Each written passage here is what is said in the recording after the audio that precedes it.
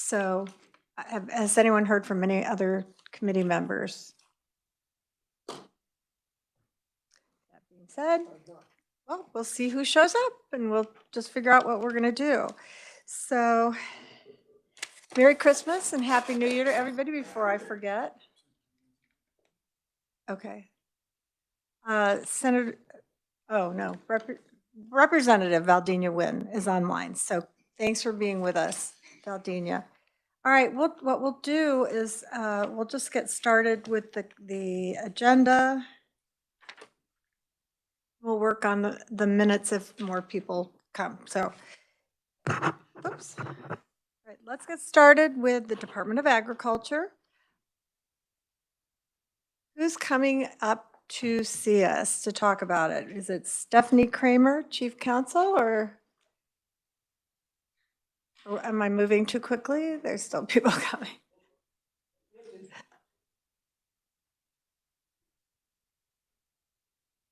I got a cheat. I have a cheat sheet too of who's supposed to be coming up, but I don't see anybody jumping. Oh, there we go. Well, welcome to committee. We're glad you're here.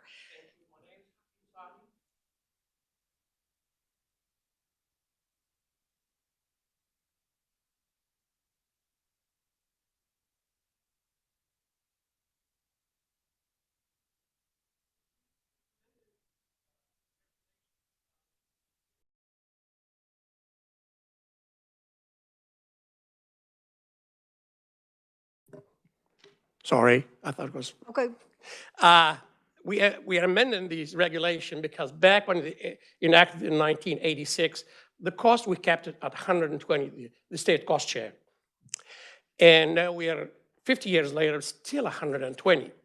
And what we're doing is really helping helping the watershed districts in the cost share, because to build a flood control dam, that time in 86, in the 80s, it was about 200 or less. Now it's up 500 or 600. You know how the cost went up significantly. So as you see, the main gist of this amendment is to I guess upgrade the cost share for low hazard dams to 200. Well, there are two components, one for rehab and one for new construction. The rehab actually were enacted back in 2007. Okay. Can you start from the beginning? Can Sure. you start with the first changes as it's listed in the agenda so we know where we are and in your packet that shows us what you're doing? KAR 1131. Are there any changes there? No, the only change is the Division of Conservation, replacing the word State Conservation Commission. That's the main change in that one. Well, we can just keep going through the regulations, and then if we need someone to stop and have you answer a question, I will gently interrupt you. So thank you, sir. Continue. 1132 is, we just clarified that it should be detention dams or grade stabilization that fall in the jurisdiction of the chief engineer, which was assumed and presumed. We always, I've been the program manager since 2007, and we did it always that way, but it never was clear that they had to be under the jurisdiction of the chief engineer. They had to be jurisdictional, what we call them. Toward the end of paragraph 2, we deleted the cost share for inundation maps because inundation area is included under the rehab component. We have another component called rehab, and inundation is only a small part of it. Then 1134, that's when we talk about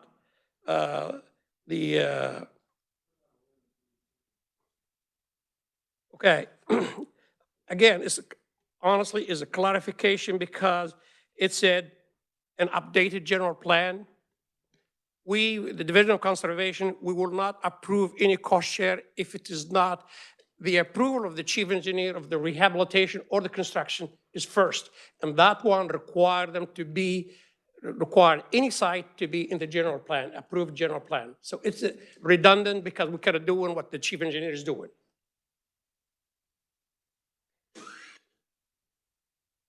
(11.3.4), it's the, Sadi, I'm going to, sure. hold on just a second. Representative Carmichael has a question.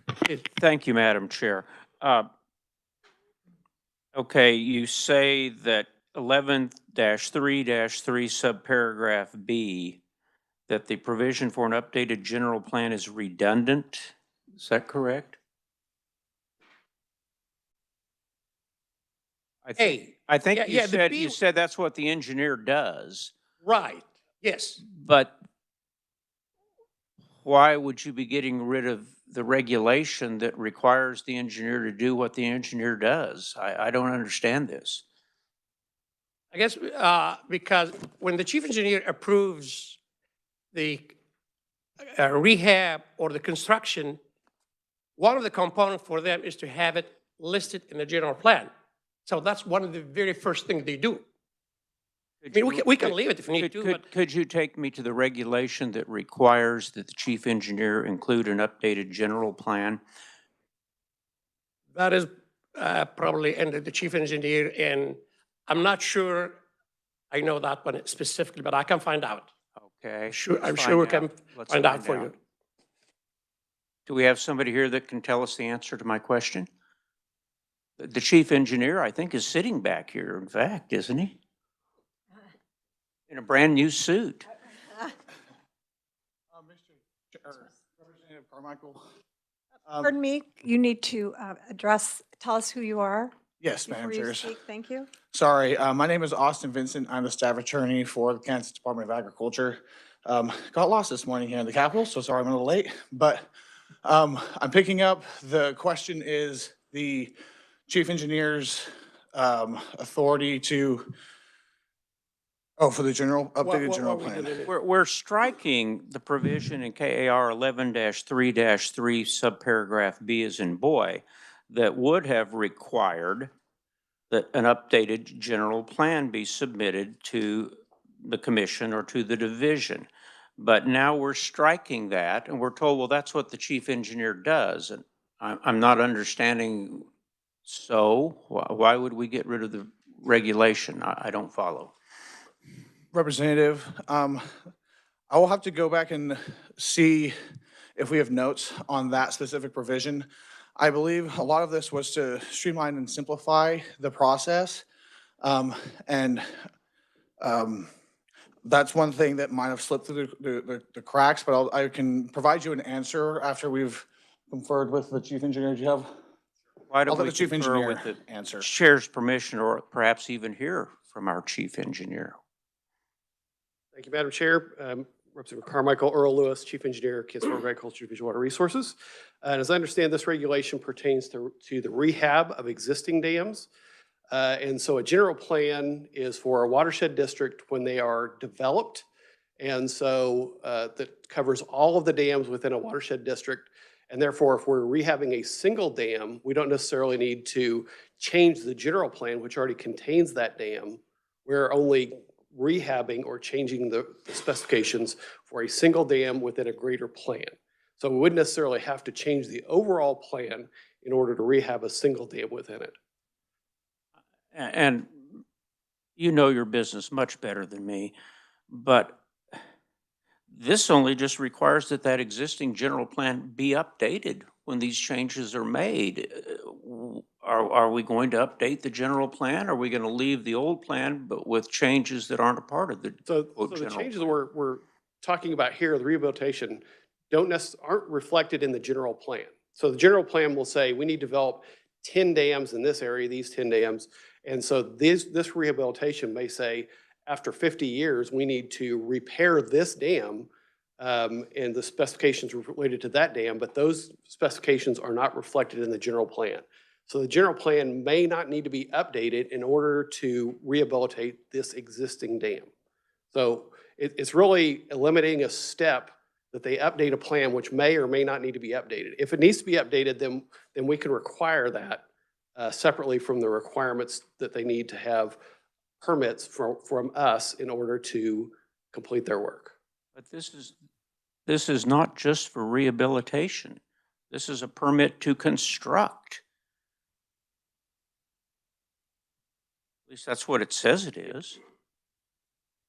1133, permit to construct or rehabilitate before allocation of funds for any project, for any district, et cetera. All that, sir. I was there when we did the amendment in 2006. This is because we added the component of rehabilitation. And probably I would, if I had to say, it's probably bad wording. We'll probably add it that time. It is not, it should not be there. Because if we are going to rehab a site, a structure that's there, it's been there, it's been approved by the chief engineer in his permit.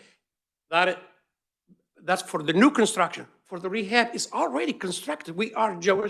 I understand that, sir, but I'm talking about the permit to construct. This concerns a permit to construct, and it's any project, not just rehabilitation. It would appear to be new construction as well. And you're striking the requirement of an updated general plan for even new construction, it looks like. Yes, Representative, you are correct. That is something that we can consider in adding back as to ensure that that we do still have the general plan. But to the chief engineer's discussion earlier, though, we don't need to update the general plan for these new construction sites, I believe. But I'm happy to go back with the team and talk about that change to this.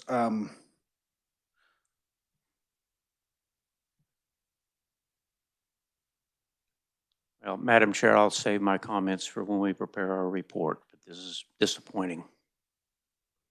This is a huge point of contention, and I suggest you not wait until later to make sure that we understand that. One of the problems I think we all have with rules and regs is that so much gets changed with rules and regulations, and it's not attached to anything that we can look to see what the general plan is. So I think that's a huge flaw that we need to fix. So, Yes, Chairwoman. all right, thank you. Would you like me to continue from where you started at? They want me to go by reg, so this tells you the change in the. And we have another question from Senator Tyson. Thank you, Madam Chairman. This would be more for the revisers and yourself. I just want to make it clear to the committee that once they make changes to these, it has to begin the process over. They need to get re-stamped and reviewed. Is that correct? And this change does. Correct. Representative. Thank you. Yes, it depends, doesn't it, on whether or not it's a substantial change. There's words in the statute about what they can and can't do after they've noticed a hearing, the types of changes that can and can't be made. So Maybe the reviser could make sure that we're clear on that point. if I may, Madam Chairman, I would think this is substantial because if left as is, it changes the process. I'll leave that up to the body, but I just wanted clarification. Thank you. And I don't mean to say I don't share your concerns, Senator. Just it would be helpful to know, perhaps be refreshed on what that specific language is. If Jen is able or Jesse's able to retrieve it quickly, if not, that's okay. Yeah, thank you, Madam Chair. It might take me just a minute. I know that there's a specific part of that statute that gives the wording on technical changes. Okay, we'll give you a break. Madam Chair, I can answer some of that question. You can't answer any questions until we know who the heck you are. I'm- So please introduce yourself. Hello, thank you. I'm Stephanie Kramer. I'm Chief Counsel to the Kansas Department of Agriculture. So the Rules and Regulations Filing Act, I think it's in 77-421, talks about that process of what parts of the process of regulation adoption are required to be done again. Sorry. If the agency makes changes following getting basically to this point and public hearing and everything.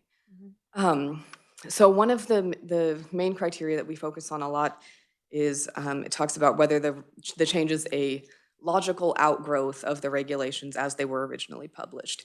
And then the statute goes on to define logical outgrowth and says that it remains a logical outgrowth of the original regulation if everyone whose rights may be affected by the regulation were put on notice that their rights were affected by the change.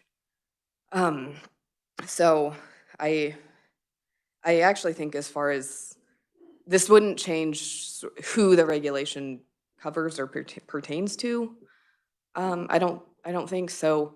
They do have to regardless be stamped again by Department of Administration, the Attorney General's Office, and the Division of the Budget. But if the change meets those requirements in 77-421, it does not have to come back to committee or go to public hearing again. Thank you, Madam Chair. That is correct, 77-421.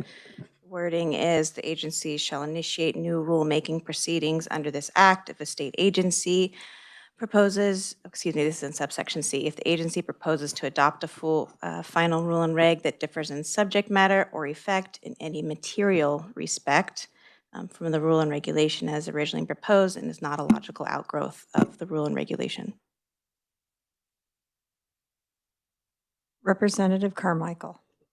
It would seem to me that the change that the agency now suggests would impact the effect of the regulation because it eliminates the requirement to update the general plan for not only rehabilitation, but also new construction. And that sounds to me like a material change, but that would ultimately be for courts to decide. Senator Francisco. Thank you, Madam Chair. This is an interesting question, but in this case, we're right now requiring the updated plan. And I think what I am interested in the department looking at is whether it needs to be an updated general plan or if they could just submit the general plan as part of the request to permit, because then the engineer, the office probably has that plan anyway. And they would see if the new construction is, needs to be reflected in that updated plan. But it doesn't, right now, the requirement is that they submit that plan. So I don't think there would be any change if we continue to ask for a general plan. I think there would be a change if we were adding something new to the permit process. But in this case, I don't understand that it would be adding anything new. All right, I think we've beaten a dead horse. So let's go ahead and move on, and we'll add things to our comments later. Thank you. Continue, please. Thank you, Chairwoman. So as a reminder, to pick up where Mr. Sadi left off, before we get there, just a reminder though, this is updates to conservation cost share programs, both with the watershed dam construction permit or program that we're talking about here, and then next the Kansas Sediment and Nutrient Reduction Initiative. So going through the watershed dam construction initiative from 13.4, like we said, we updated, or we removed the original cap of $120,000 and in its place put a differentiated tiered system based on hazard class for how much money the allocation cap runs up to. As you also have probably seen, we removed multiple definitions of commission and replaced it with division. This is just in line with statutory changes that were enacted after this regulation was last updated. So that's just a clarification of what entity is the one that's making that determination. So you'll see that throughout the rest of 11-3-4, 11-3-5, and then 11-3-6, 7, 8, 9, 10, 11, and 12. So outside of those changes, the most substantial changes was to 11-3-4. Does anyone have a question? Representative Corbett. Chairman, I noticed that the building of watersheds dropped off quite a bit. You have a list of places that they would like to put watersheds in now if the money was there? You have sites already selected? We're not, I mean, from the Division of Council, we're not aware of them, but I know every watershed, there are 75 watershed districts across the state, covering about 23% of the state. They have what we call general plan, when they were enacted back in the 50s, 60s, 70s, and 80s. And each district has number of site, I guess, designated to be flood control. When they're gonna apply for cost share, there are a lot of things getting in their way, is like the easements, the 404 permit. I don't want to blame somebody else, but the 404 permit and the mitigation getting, since 2013, we funded probably 3 or 4 new construction.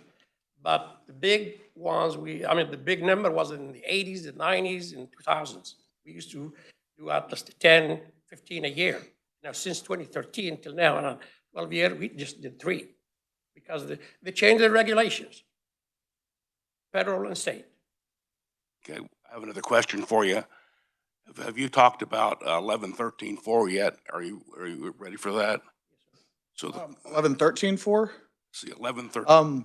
I'll be addressing that next, yes, sir. I'll wait for your Okay. comments.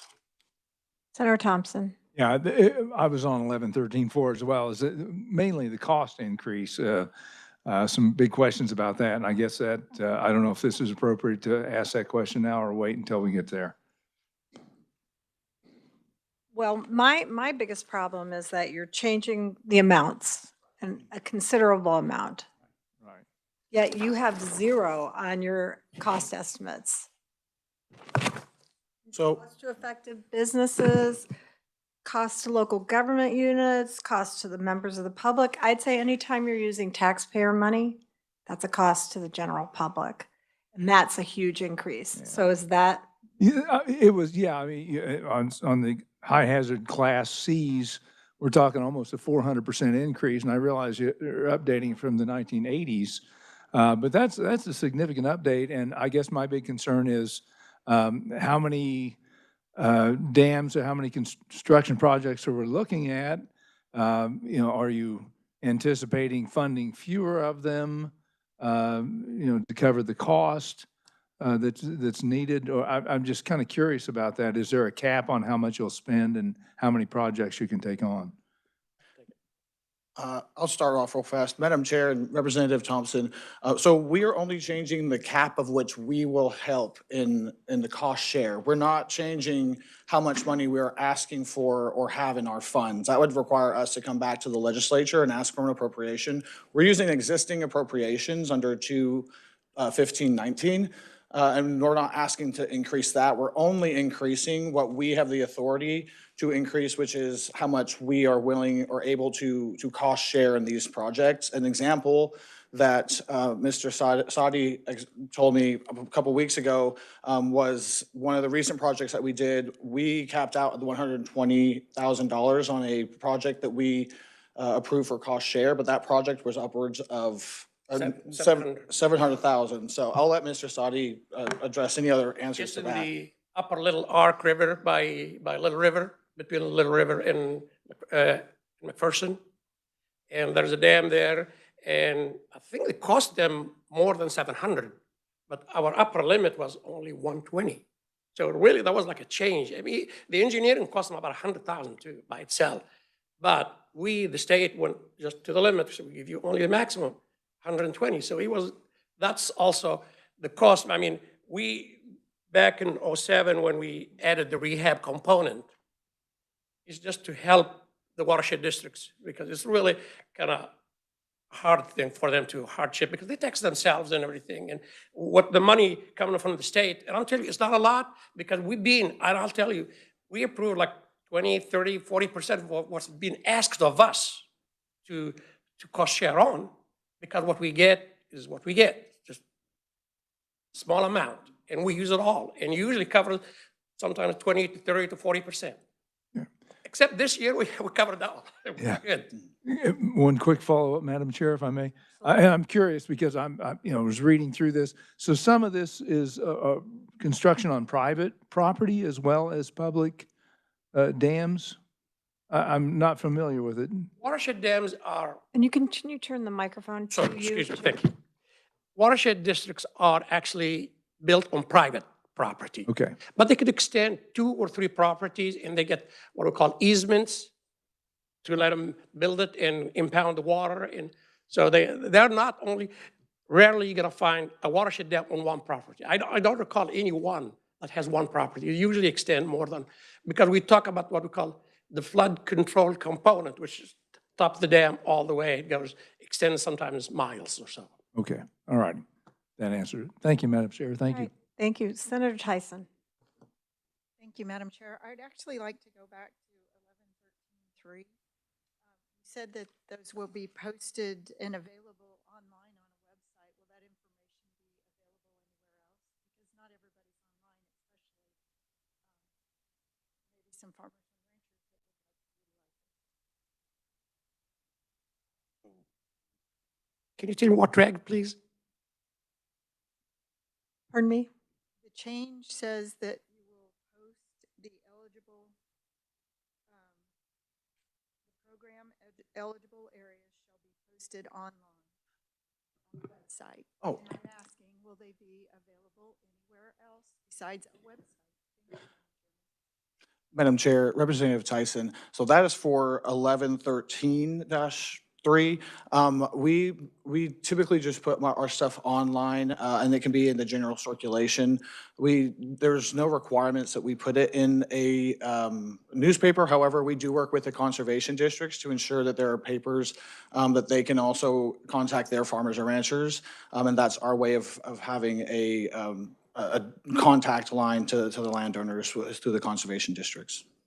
Madam Chairman, that's not my question. I'm not Yes. asking them to be in the local papers. I'm asking, are they available anywhere else? At their local conservation offices, yes, ma'am. Okay, that's what I wanted to make sure. And anywhere else? I'll have to check with the program, but off the top of my head, I do know that they're at the conservation district By your rules offices. and regs, they'll only have to be updated on the website, not anywhere else. So Yes, ma'am, that is correct. consider addressing that. Thank you, Madam Chairman.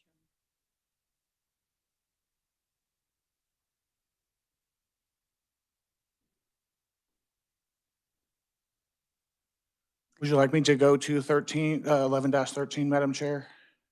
Oh, heck, yeah. Yeah, go Okay. ahead. This has been very confusing and not, I think Yes. we're all on the same page.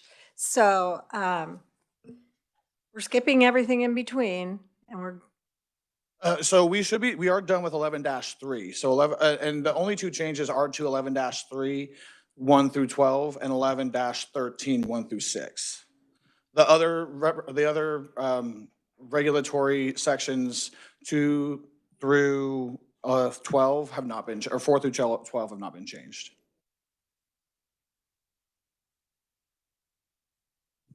So moving to KAR 1113, 1 through 6, this is specifically the Kansas Sediment and Nutrient Reduction Initiative. These changes are also going to include the definition changes. It's removing outdated category types and adds eligible conservation practices. So specifically, starting with KAR 1113-1, the definitions are updated for clarity. The terms like commission and secretary are added for clarity on updating the regulations since the last time they were updated, and along with definitions for specific practices as well that have been added to the new regulations. Outdated terms such as HUC 12, program eligible area, program eligible boundaries, and RAPs are removed as they are no longer applicable with the changes. KAR 13-3 eliminates the previous tiered eligibility requirements and fixed geographic restrictions, which had limited participation. The new approach expands who may be eligible and grants the director and commission flexibility to target broader watersheds based on factors related to sediment and nutrient loads impacting water quality in those watersheds. KAR 1113-4 explicitly authorizes haying or grazing buffer strips as long as a grazing management plan is in place and is developed and in place. KAR 11-13-5 as new eligibility conservation practices such as tree and shrub establishment, riparian, herbaceous cover, and field borders, and builds in flexibility to incorporate additional effective practices in the future. Finally, 11-13-6 revises the previous cost share incentive payment structure, allowing the director and commission to adjust incentive payments based on factors such as CRP rates, local land rental rates, land values, commodity prices, and availability of funds. These changes aim to better incentivize landowners to participate in the cost share programs. And with that, I will happily answer more questions on 11-13. Thank you, Madam Chair. Representative Corbett. Thank you, Chair.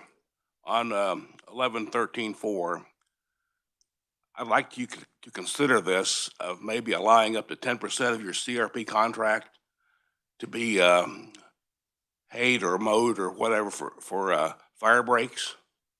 I notice the state seems to have a lot of trouble with fires throughout the year, and with all the CRP we've got, if you allow the landowner the discretion of having like a 10% of his CRP contract or his field, he could make a fire break through it, around it, or somewhere. So maybe you could stop the fire there, or at least save some of it. So I think that's needed in this state because we're always having these grass fires.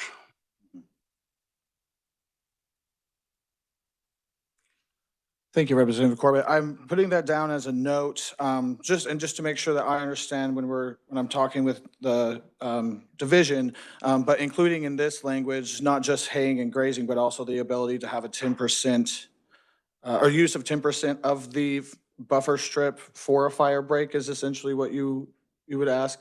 It could be either or. Okay. A lot of times, some of the people you deal with in our office don't seem to recognize the need for fire strips. And if you try to put them in, sometimes they will, they don't want to, that doesn't go good with their contract. I think that whatever you call it, I think that you could make it a lot easier for these rural fire departments to maybe save some country.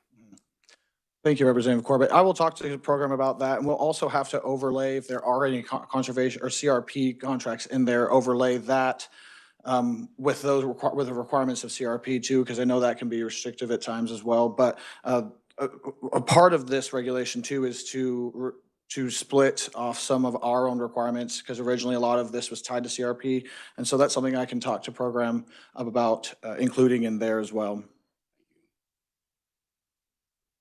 Representative Carmichael. Thank you, Madam Chair. One thing you'll find out about this committee is that not all of us agree, and I don't know if I'm 100% in favor of using CRP land for fire breaks, because I don't know how young birds grow if you mow the CRP. So I'm not sure I agree with my colleagues, so you guys will have to take that for whatever it's worth. But my specific question has to do with 1113-1, and it has to do with the program eligible area. That's over in subparagraphs M and N.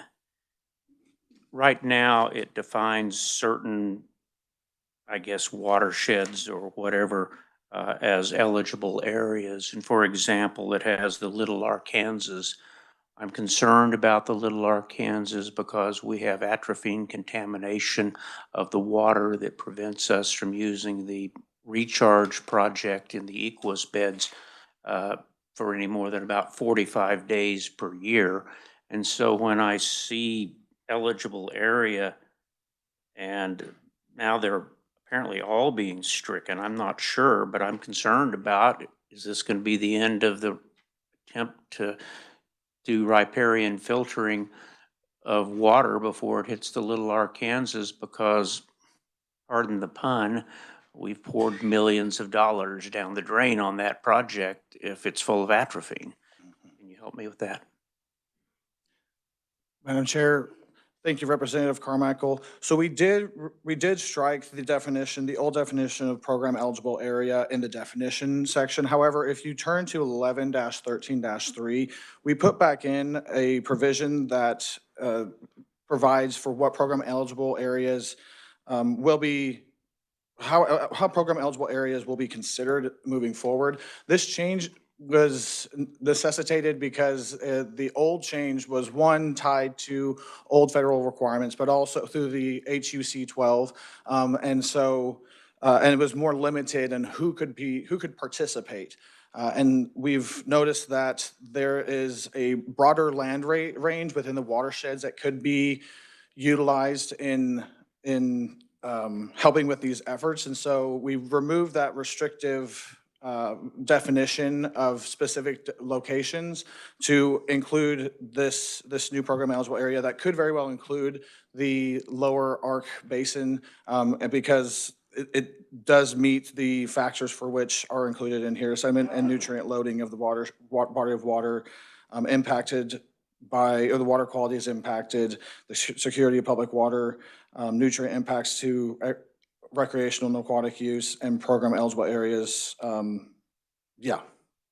So we're not getting rid of program eligible areas. We're just expanding the ability to where they can be.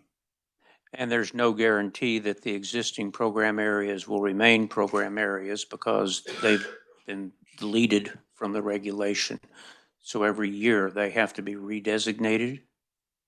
They will redesignate if they make changes to where those program areas will be. Yes, sir.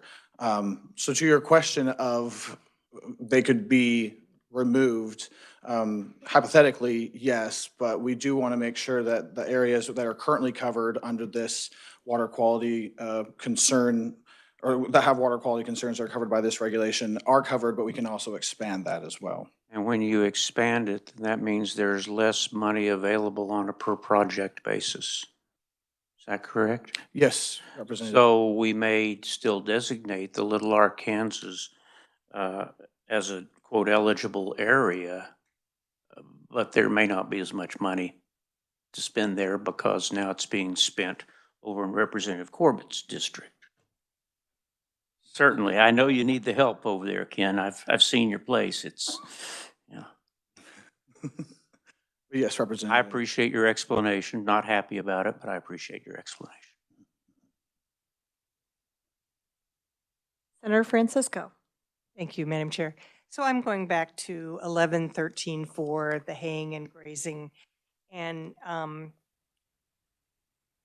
understand that you're allowed to hay or graze without penalty after development of a grazing management plan.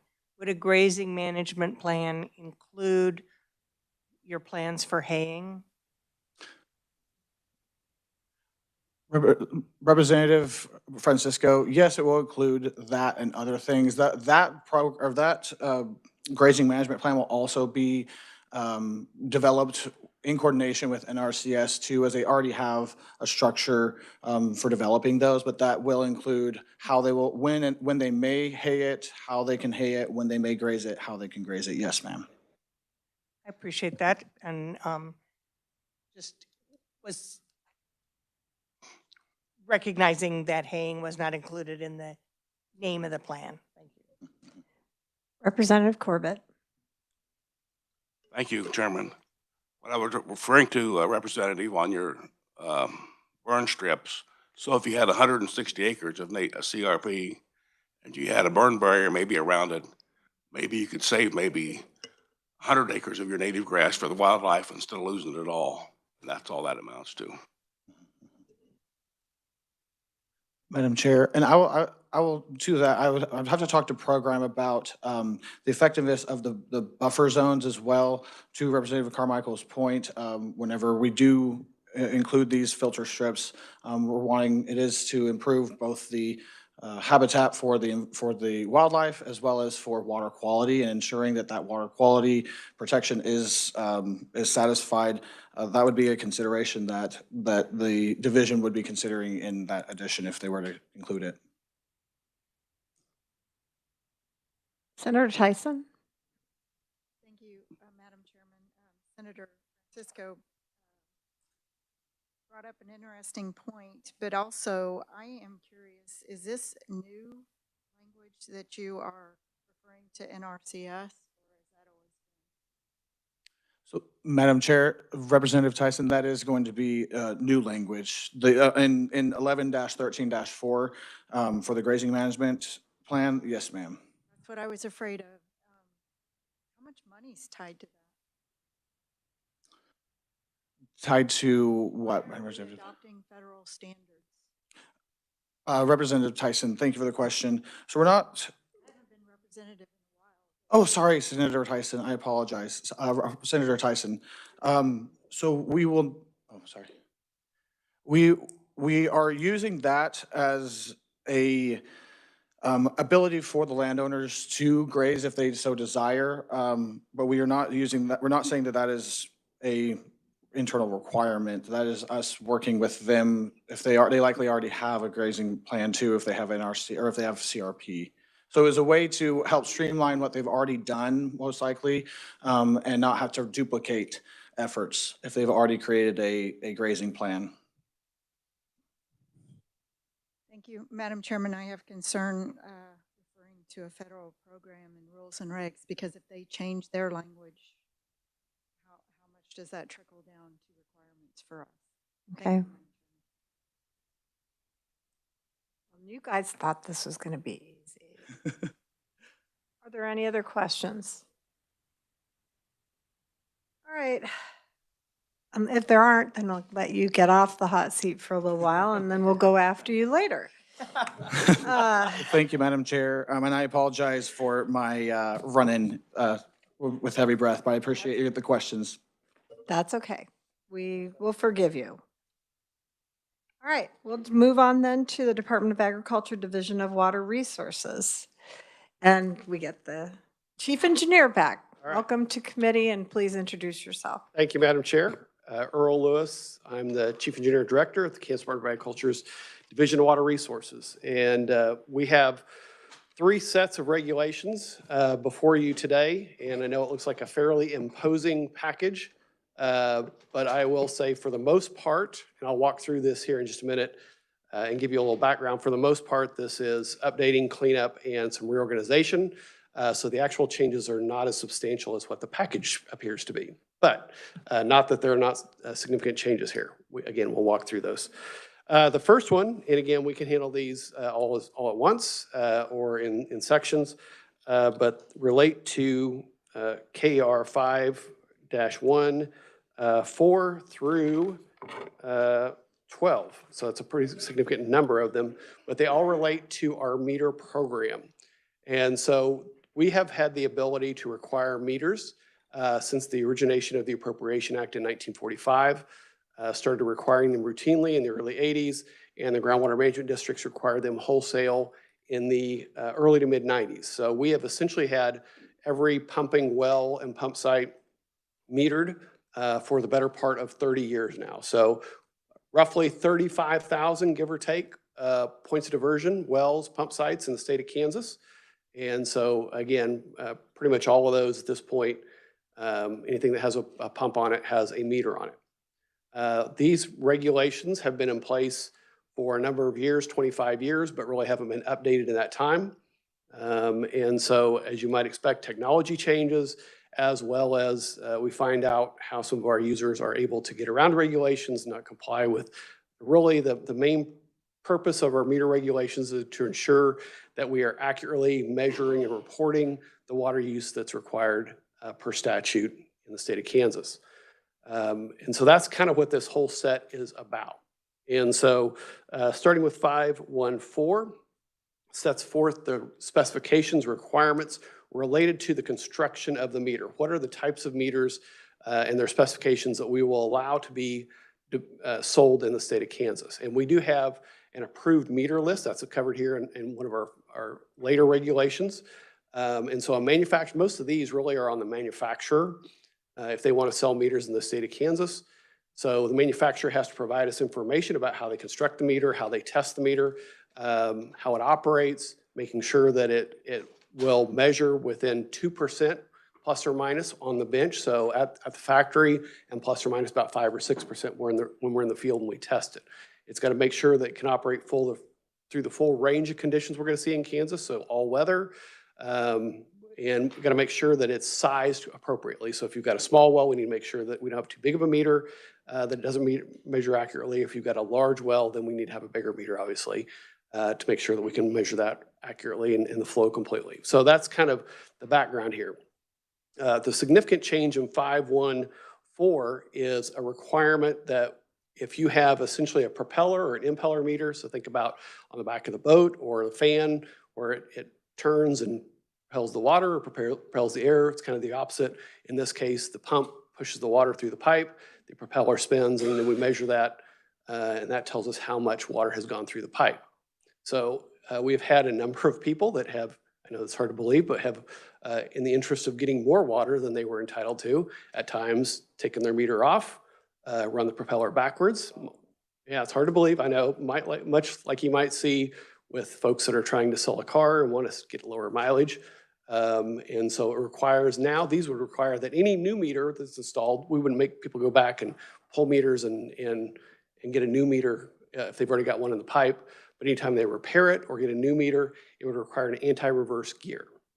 And so that's a little bit of an extra cost, about $60, 60 to 70 bucks, higher on the cost of a meter. These meters last on average about 10 years. So again, 60 or 70 bucks on the upfront cost, would expect that to last for about 10 years. But again, the key is making sure that we're getting an accurate measurement of the water. That's, and we've seen this, we wouldn't have these regulations, wouldn't have that regulation if we hadn't found this in the field, that people were doing this. And certainly we see it as the people that are acting correctly and not doing this, then are being cheated out of access to water for somebody else using more than they're entitled to. So that's the biggest change in 514 is a requirement for anti-reverse gear meter. There are other changes, some of that in 514, which are moving things around and clarifying things. But that's the biggest one in 514. Do we have any questions? Senator Francisco. Thank you, Madam Chair.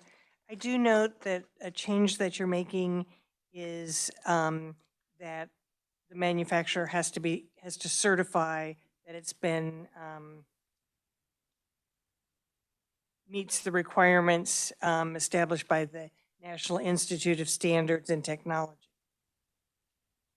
So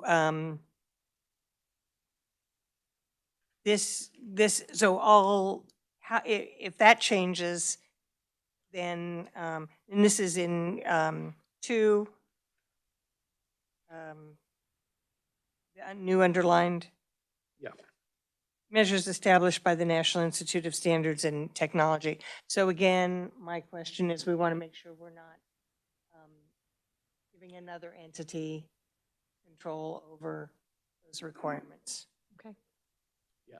Thank you, Madam Chair. Thank you, Senator. I would say, point out that part of that is a reorganization of the regulation, because if you look on the following page, we already have the National Institute of Standards and Testing as kind of, it is the national standard and has been around for a while. So what it really does is ensure that a manufacturer is following good practices in making sure that we are testing it. Otherwise, the alternative would mean that we would need to set up our own standards and testing in Kansas that then the manufacturer would have to follow, as well as the national standard. And so each of the meters that are on our list are sold not only in Kansas, but in nationwide. And so having a consistent standard across those entities is important. And I would say that those change very, very, very seldomly, right? Those are really very technical standards. Senator Tyson. Thank you, Madam Chairman. I'm using a different mic. I hope you can hear me now. Thank you. So I have a couple of questions on, I don't know what page it is, page 4, section B. Would you look over that? It says that cycling past 0. Correct. No more than once a year. Correct. And the quantity is an or condition.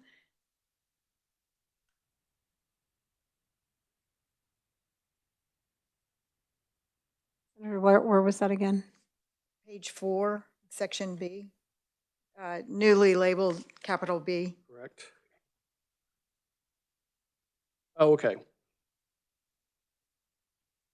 Okay, so let's say, thank you, Senator, for that question. And so what we really want to do is make sure when they report their annual water use report, water usage, typically they're going to give us the beginning meter reading and an ending meter reading. And so what this really says is, and I'll get to your or here in just a minute because I now see what I think you're getting at, but we want to make sure that it doesn't cycle twice, right? So if you have 100 acre feet of water authorized, if you have a meter that will turn over every 25 acre feet, they might pump their 100 acre feet and it would cycle 4 times. We wouldn't be able to accurately tell how much they pumped by doing that. The or here is, if they've got 100 acre feet of water that they're authorized to pump, then their meter needs to fully measure that. If they are pumping, the or is how much they're authorized for or how much they actually pumped. So if they actually pumped less than 100, we need to make sure we can fully count that within at least 1 turn. Or alternatively, if they overpump, we need to make sure if they pump more than their authorized quantity, we need to be able to make sure that the meter captures the full amount that they pumped in a given year is really what that says. Thank you, Madam Chairman. And I think you might want to revisit that for clarity on the way it's written. Especially the cycling past 0 more than once each year. Mm-hmm. Okay, but if I may, I'll go on to section E, lowercase b. I'm just curious on this, you refer to the chief engineer, what they've required, but you took that language out earlier. So I'm just wondering about consistency. Thank you, Madam Chairman. We'll look at that, Senator. Thank you. Representative Carmichael. Thank you. I just want to make sure I conceptually understand kind of what's going on. Obviously, there are meters out there that, having been used for 20 or 30 years, they perhaps bypass as much water as they measure, and so that results in an under measurement of consumption. And I'm sure you want a level playing field for everybody, whether they have a new meter or an old meter. Right. We don't want to charge people for water they didn't get, and we don't want people, frankly, to get water that isn't theirs or they haven't paid for. So I think that's your overall objective here. But in implementing this regulation, will there be people who have existing meters today that are non-compliant because, for example, they don't have a reverse gear or a reverse gear preventer, that are going to have to replace existing pumps? Or is this existing meters, or is it when the meter fails, comes up for overhaul, then either the gear has to be put in or the device has to be put in to prevent it from running backwards, or it's got to be sent to Texas where maybe they don't regulate as well as we do here? So thank you, Representative Carmichael. And I'm trying to find the language. So this would not require that people that have a meter that is already in the field or in the pipe to go out and pull that and go get that replaced. Now, if it gets to a point where it needs to be repaired, replaced because it's not accurate anymore, at that point, then they would need to include the anti-reverse gear. So any new meter or any repaired meter, replaced meter would be subject to it after the effective date of this regulation. But it wouldn't require people to go out and pull wholesale all their meters to send them in today. But whenever they come up for maintenance or an overhaul, I suppose, then they're going to have to be compliant before they could be reinstalled. That's correct.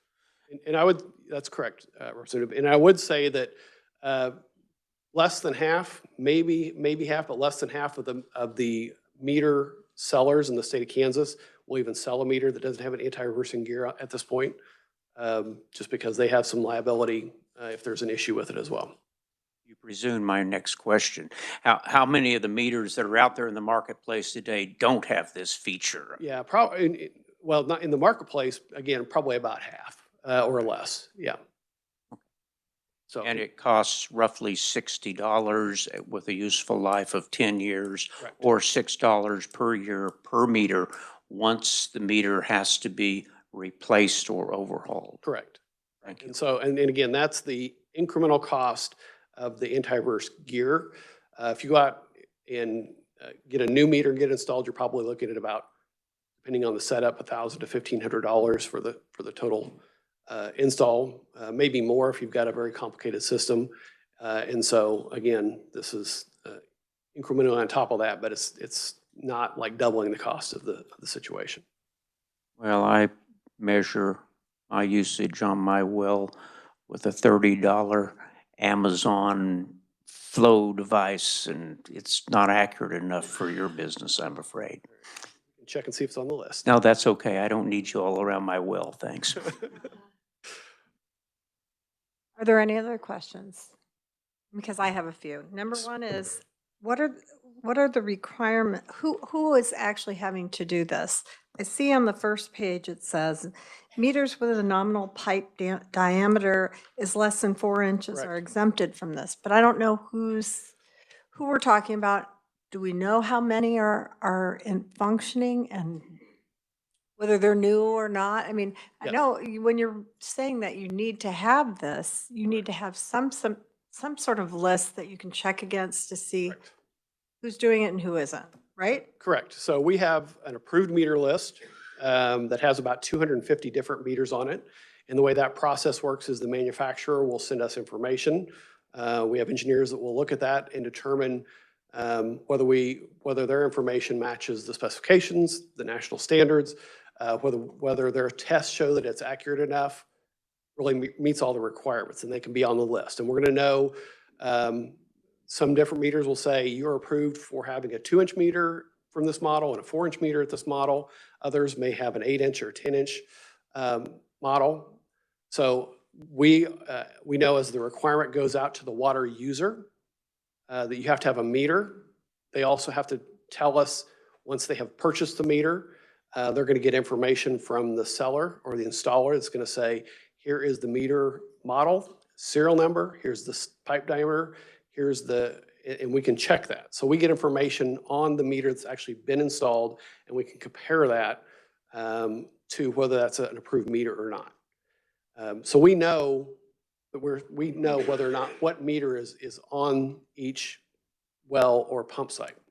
And if that, as Representative Carmichael was alluding to earlier, if that gets old, if there's something happens that breaks, there's a requirement a little further down in the regulations that require that they let us know that that has happened, that it's been sent off, that they keep records during the time that they're pumping when there's not a meter on there. And then when they come back, they've got to tell us, did the same meter go back in the pipe, or is there a new meter that went in there?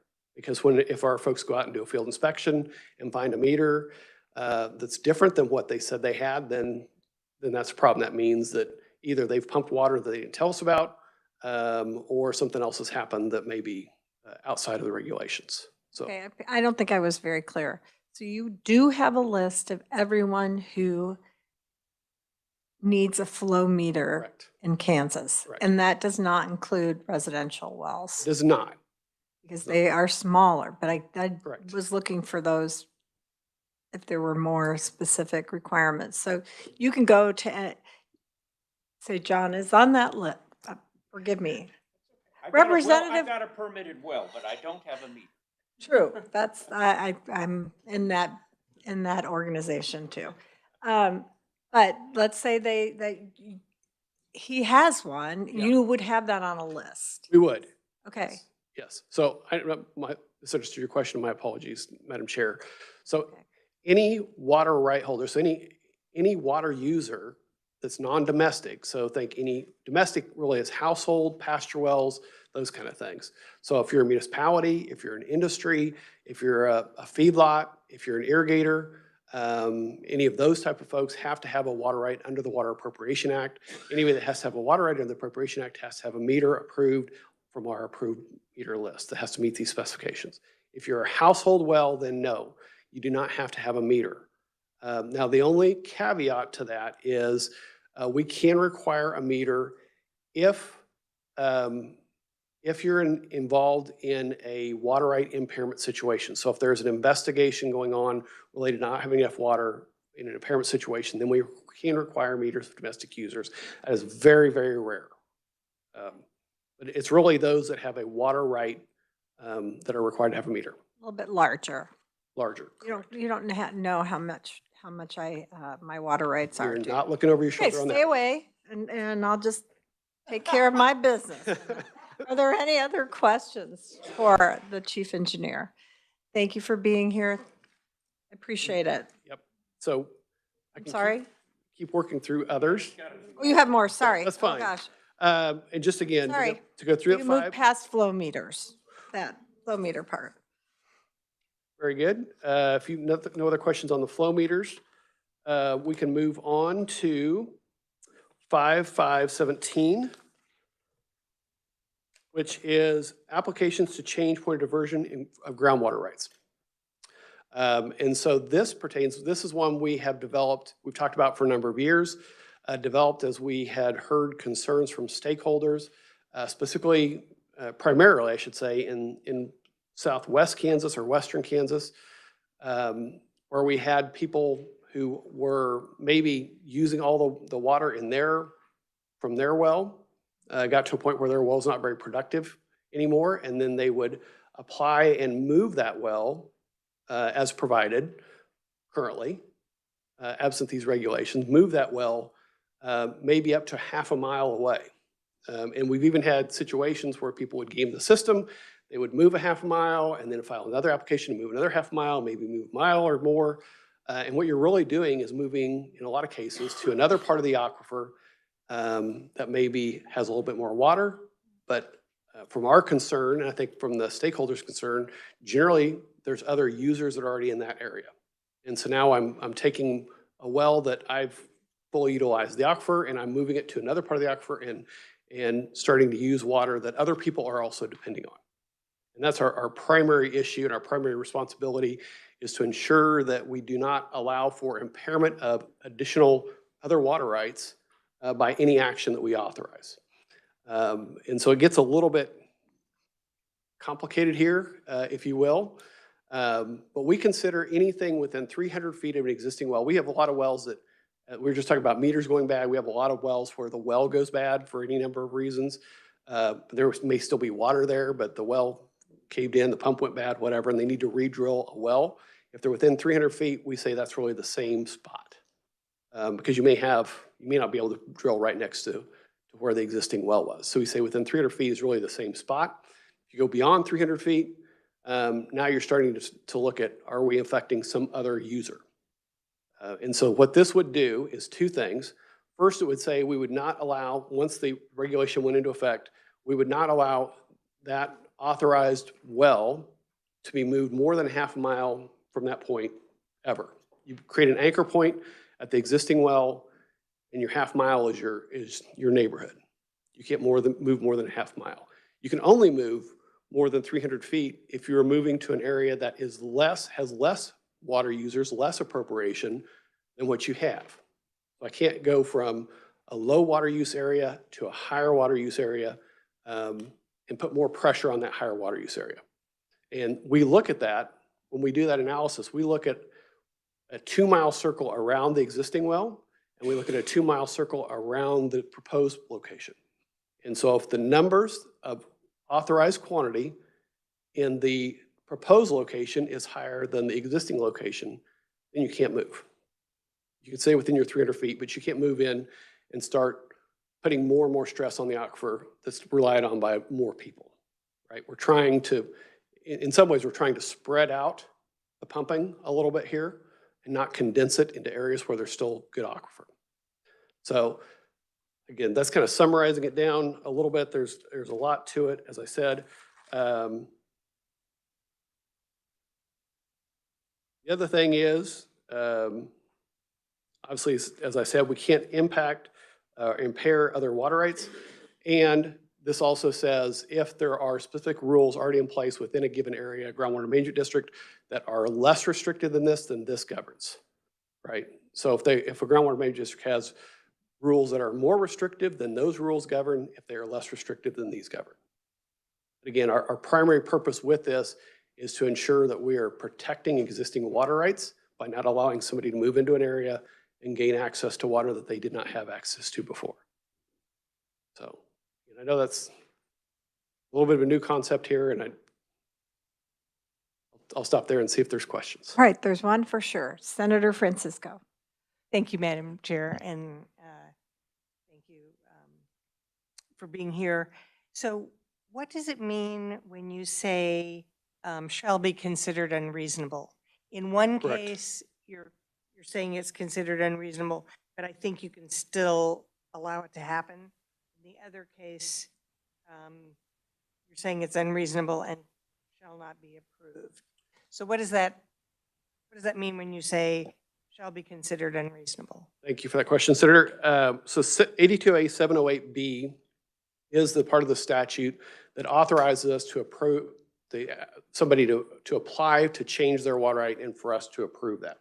It includes the language that says if the chief engineer determines that change to be unreasonable, then it shall not be approved. And so what this statute is, this regulation is proposing to do is to say, these are the conditions under which we would consider that proposed change in a well location to be unreasonable, to define what that means in 708B. And so, as I just talked about, if it's more than 300 feet, if you're moving to an area that has more appropriation in it, so we're moving to a higher appropriated area, then we say that's unreasonable per the statute. We're really defining what we say is unreasonable as required by the statute.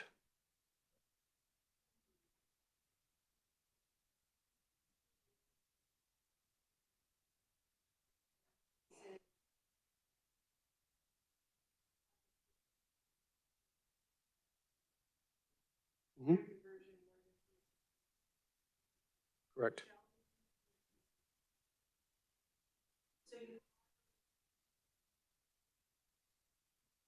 Oh, thank you very much. I didn't have my mic on. So I'm looking to see, it says shall be considered unreasonable, comma, Correct. and not shall be considered unreasonable if. Not be Does that make considered sense? unreasonable and shall not be approved if the proposed point of diversion is more than moved to a more appropriated area. So again, I think it's unreasonable and therefore we will not approve it, right? So we're not approving it because it's unreasonable per 82A 708B if these conditions exist, right? I think that's what you want to do. Yeah. But I'm just trying to look at the language which says that it shall be considered unreasonable, comma. We'll certainly go back and look at that and not be again, yeah. approved. But, so I'm wondering if you've already considered it unreasonable. It's just the wording. Yeah, I when understand. read it. I understand what you're saying. And we don't read it that way, but we'll go back and read it and see if it can be read that way. Yep. Senator Tyson. Thank you, Madam Chairman. Why 300? That's a great question, Senator. It's been kind of a standard for as long as we've been doing this. Lane Letourneau might be able to help me out because he's had more history with it. I might phone a friend. You remember why the 300 was picked? As if I could, Madam Chair. Yes, you may come to the mic. Please don't answer from there, and you have to, and you need to introduce yourself as well. Hi, committee. I'm Lane Letourneau. I'm the Water Appropriation Program Manager. And to address that 300 foot, so an engineer, Jim Bagley, that's now retired, when he would run what's called a Tice equation, which is how when the well is pumped, how it impacts the aquifer, he would get the same results if he did a study on a well at the current location and a well at 300 feet. He would get the same results. And so that's why we felt 300 feet were the same results. But when he went beyond that, he started to see impacts to other nearby wells. And that's the history of the 300 feet. All right. Yes, go ahead, Senator Tyson. Thank you, Madam. Thank you, Madam Chairman. Thank you for the answer too. I just know out in western Kansas, 300 feet can be minimal at times. So that's why I was curious as to why we're coming up with that number. Yeah, absolutely. It's the length of a football field.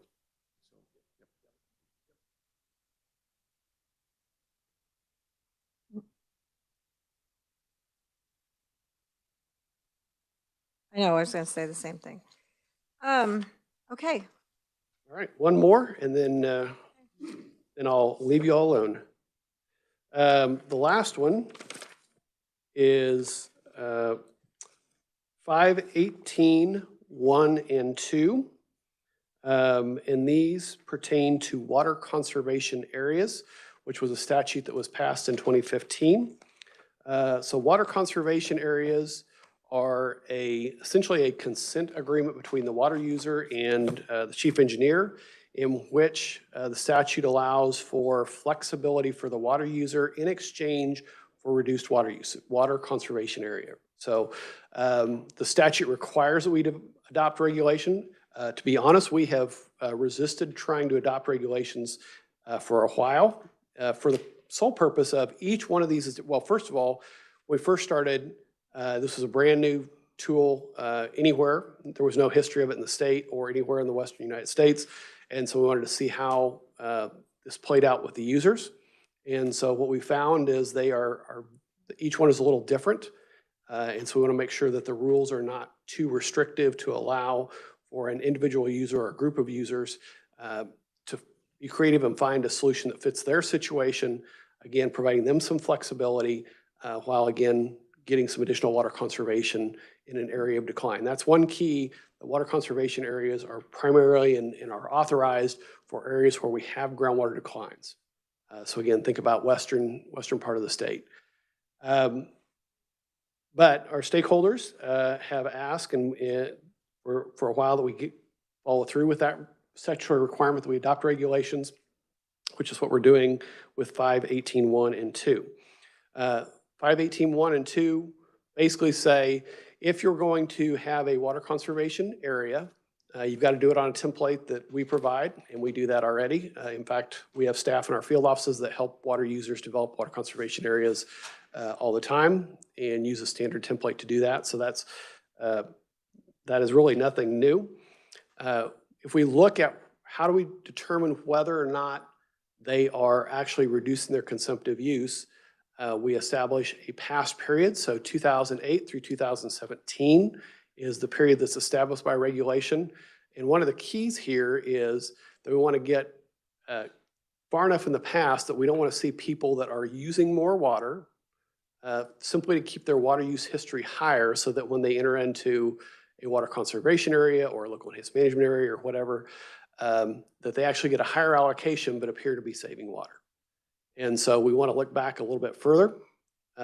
We can change that if they were, say, I don't want to go open a wound here, but if they were in a CRP program, for example, and didn't have water use history, if they had other water saving situations or efforts that they were putting in place, we want to recognize that as well. In fact, we're required to by statute that we give due consideration for past conservation. And so we need to evaluate their past history with that lens as well. So if they come to us and say, I wasn't using any water because I was in the conservation program during this time, I want to use this period, we'll look at that and evaluate that. The only other thing this really does is make sure as we evaluate that, that we look at if typically they have a 5-year time period, a 5-year allocation. Oftentimes will allow somebody to pump more than their authorized quantity in a given year, in a drought year, if they're saving water overall. And if we want to make sure that if we do that, we're evaluating and making sure that that additional use in any given year is not impairing another user that's not part of the plan. And so that's part of our evaluation as well. Again, these are fairly short, a couple pages here, but that's really the gist of it, is to try and create a little bit of structure while providing some flexibility as people want to try and save a little water here. So I'll stop with that and see if there are questions. okay, committee, are there any other questions? Representative Carmichael. Thank you, Madam Chair. Recently, I've seen press reports that folks are upset that some people in an attempt to keep their full water rights going forward, pump water onto the ground or otherwise in wet years to make sure that they've used it lest they might lose it in the future. Will this facilitate that type of water banking, if you will, or is this completely unrelated? We hope it goes the opposite way, in fact, that this gives some certainty and some, with some flexibility so that folks feel like they don't need to do that. Right, yeah. Right, yes. No, I think I'm with you on this. Yeah. I think this makes sense, but I just want to make sure that that's one of the things that, are you trying to address that in part through this regulation? Well, we're trying, partially. We're partially doing that by creating a water use history period that ends in 2017. So that somebody can't necessarily game the system in recent years by doing that. We're having ongoing conversations about whether we have a broader recommendation. And actually, when we were here back in October, talking about the local enhanced management area regulations included a requirement that we not be able to use that recent history for that very purpose. We're also talking about whether to, there's probably folks out there pumping today in western Kansas and they don't have alfalfa or wheat, right? They're probably pumping on corn stalks. Currently the regulations do not declare that that's a waste of water. But we're talking about whether we should have a regulation that defines if you're in the depths of winter and you're pumping essentially for the purpose of keeping your water use history up, that's a waste of water. But that regulation has not been proposed at this point. That's correct. Okay. I'll look forward to seeing you again someday. Thank you. All right. Are there any other questions? Senator Tyson. Thank you, Madam Chairman. Just really quickly, and maybe you want to get with me and a few other legislators offline. We've got a problem with some land spreading going on, and some of the product is potentially contaminating water. What do you guys do? Who do we contact? Who do they contact? I mean, this is a major issue. We've been told that there's a chemical that will destroy the land and it will not be able to be used in the future. And we're afraid that it is going to drain off into water supply. Thank you, Madam Chairman. We certainly do want to get with you after that and find out more about that situation and make sure that we're getting the right people involved. Okay. So could you give us really quickly, who do they call in those? Because ADHE's been involved, EPA. I think they contacted the Department of Ag, and so far, no results. Yeah. And so this is a bureaucratic nightmare, honestly, that we've got a major issue and we can't stop it.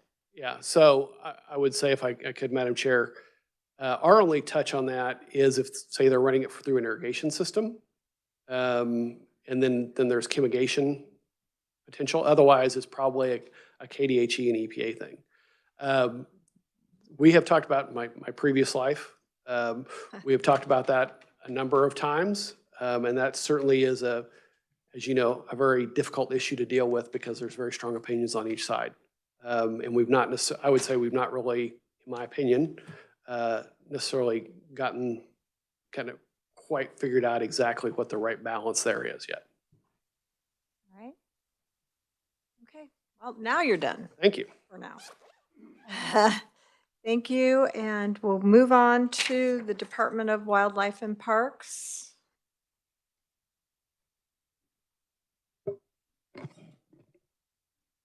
Welcome to committee. Please introduce yourself. Good morning, Madam Chair and members of the committee. My name is Curtis Wyatt, and I'm the Chief Counsel of the Kansas Department of Wildlife and Parks. I'm joined today by other members of the department, which I'll briefly introduce. Our Chief of Staff, Martin DeBoer, Director of Ecological Services, Christopher Behrens, Assistant Director, Jordan Hoffmeyer, Assistant Director of Ecological Service, that is, Director of Wildlife, Jake George, Chief of Public Affairs, Laura Rose Clausen, and Colonel Greg Kaiser. Today we'll be talking about, and last but not least, I also want to mention that we have Representative Carpenter here as well. He's here in his capacity as one of the Wildlife and Parks Commissioners, which is a good reminder at this point for the committee that all the regulations that we're presenting here and all the regulations we bring before this committee go before the Wildlife and Parks Commission, which is a bipartisan commission made up of different individuals who are appointed by different political actors. So they've all given their initial blessing on these regulations. And then after this hearing, it ultimately, under our statutes, goes back to that Wildlife and Parks Commission for approval, modification and approval, or outright rejection. And at that meeting, then the comments that come from this committee are then conveyed to the Wildlife and Parks Commission. But with that, I want to turn to the regulations, the 4 regulations that we'll be presenting on. The first 2 are going to be grouped together. So really, we're going to be presenting today in 3 different parts. The first 2 are KAR 115-15-1 and 15-2, which primarily concern the department's downlisting of 3 species from threatened to species in need of conservation. Director Behrens will discuss these changes with the committee. The next, 115-25-8, concerns the expansion, the number of elk tags that we're authorizing on Fort Riley. Director George will discuss these changes with the committee. And finally, KR 115-45-1 is a new regulation which clearly defines the process by which the Wildlife and Parks Commission can pursue their own regulations. I will return to the podium to discuss this after the other 2 discuss their sets. With that, I'll hand it off to Director Behrens.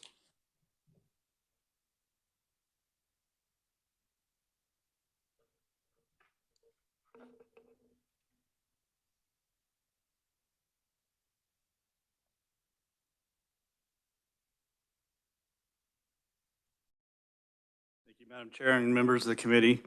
My name is Chris Behrens, and I'm the Director of our Ecological Services Division within the Kansas Department of Wildlife and Parks. Thank you for the opportunity to provide testimony today regarding the changes to KAR 115-15-1 and also KAR 115-15-2. These regulations include the official list of species designated as threatened, endangered, or species in need of conservation. These proposed regulation changes include the downlisting of 3 species, updating the naming conventions for several species, and clarification of requirements for the legal possession of a listed species. By Kansas Statute 32-960 requires that the status of listed species be reviewed on a 5-year cycle to ensure that the regulatory decisions are based on the best scientific data available to the Secretary. And most recently, the review cycle formally began in July of 2023. The agency has followed the process set out through statute, including the hearing today. At the onset of the review process, an open petition period was announced, allowing any individual or organization to submit a petition requesting a change to the conservation status of a species. This ensures that we will consider any new data available regarding species populations, distributions, past and emerging threats to the species and their habitats, and review other important issues that may emerge during this process. Once the petitions are received, they undergo a rigorous scientific review. In this cycle, we received 6 petitions. Each petition was evaluated by a scientific review committee composed of researchers, biologists from several universities and agencies across the state. This committee brings together expertise from multidisciplines to ensure that the evaluations are science-based, objective, and consistent with established criteria. Based on these reviews, the scientific committee recommended that 3 out of the 6 petitions proceed to a full scientific review. In addition to this review, then, an independent scientific species experts are engaged to assist in the evaluation of the petitions and develop science-based recommendations. These experts then examine the scientific literature on population trends, habitat conditions, threats, and the quality of data for each species. Based on these reviews, the scientific committee recommended that 3 of the 6 petitions do receive the full review, and then this step reflected the committee's determination that those petitions warranted additional analysis and under established criteria. Public involvement was a critical part of this process. In total, 5 independent public informational meetings were held to provide the best scientific data available and provide opportunities for the public to ask questions, share information with us, and submit formal comments to the review process. These informational meetings took place in February of 2024. During those meetings, agency staff provided detailed presentations that included the species-specific scientific information on best-known occurrences within the state. That information was provided to you all in the maps and the written testimony today. These exhibits include the maps showing the known locations of each species prior to the review and the most current distribution of the species documented during the scientific studies considered through this process. Based on the results of the scientific review, the Secretary adopted the recommendations of the Scientific Committee to downlist the species of the status of these 3 species currently listed as threatened. Those species are shoal chub, the brown-headed skink, and the northern map turtle. Under the proposed regulations, these species will be reclassified then from threatened to species in need of conservation. The scientific data supporting these recommendations demonstrates that for each of these species, either an increase in the individuals, increase in the number of the individuals, an expansion of the habitat, or a broader species range was documented throughout studies that were conducted over several years. This long-term data is especially important given that both aquatic and terrestrial species are highly sensitive to environmental change, including weather events such as flooding and prolonged droughts. Following the completion of the informational meetings, the process entered the regulation promulgation phase. As required, the proposed regulations have been presented and made available to the public comment at no less than 3 agency commission meetings. Combined with the earlier meetings, this results in at least 8 public meetings where the proposed regulation change have been open for public review and comment. The agencies received few public comments at this time, and the ones we have received support the recommendations provided in these proposed regulations. In addition to the proposed species status changes, the agencies conducted a comprehensive review of the common and scientific names for each species. As you'll see in both regulations, several species have updates to the common and scientific names. These changes reflect current naming standards established by NatureServe, nationally recognized clearinghouse for biological data and taxonomy. And we obviously use them for our naming of our species. Finally, I'd like to address the change that applies to both regulations. This language clarifies that the process for individuals who are already in possession of a species, once it becomes newly listed, under this change, any person in possession of a newly listed species will be provided a 6-month period to submit legal documentation to the department explaining the circumstances under which they came in possession of the species. Upon review and acceptance of that documentation, the individual will be allowed to maintain lawful possession of the species. This provision intended to ensure fairness and clarity, particularly for those individuals who legally possess the species prior to listing, while maintaining the integrity and enforcement of species protection regulations. This change provides a clear and reasonable pathway for compliance and helps to avoid unintended consequences for lawful owners while continuing to support the conservation goals of listing process. With that, Madam Chair, I'd be happy to answer any questions you might have. All right, thank you very much. That was very detailed. We appreciate that. Does anyone have any questions? Oh, God. Representative Carmichael. Thank you for your patience, Madam Chair. I missed something you said at the very end, and this has to do with if I'm already in possession of a slender walker snail, for example, and I guess it's not newly listed, maybe I ought to pick something else, but does that mean that I have to apply, I have to send in my affidavit and so on within 6 months of whatever it is becoming protected or designated as endangered? Is that on me to contact you and do an affidavit? Yeah, thank you, Representative. Yes, if you would have a species that would become listed a taxidermied specimen or something like that, right, that you would like to keep, then you would then provide an affidavit to the agency within 6 months after that species was listed to be able to keep that species, so that if law enforcement at any time would ever, search your premises or be able to come into contact with you on that species, then you would have that saying it's already been cleared to the agency. If they search my premises, probably insects are going to be the least of my worries, but okay. My other question is as to form, I suppose. When I see a name, the American burying beetle, Necrophis americanus, and then it says Oliver 1890. Is that Oliver, is that the name of somebody who described this in 1890? That's correct. Okay. Okay. I guess I just never seen a regulation written like this where it doesn't say what the parenthetical means. If it got past the Department of Administration and the Secretary of State, I guess it's fine with me. It's just kind of unusual. Thank you. Representative Sutton. Thank you, Madam Chair. And this is, what you've talked about is being in possession of strange and bizarre pets, and I get that. Does this have any implication, though, for land usage? Like modifying land usage to protect any on this list? So then the regulatory process then, as far as, sorry, Representative. Certainly. For your question. The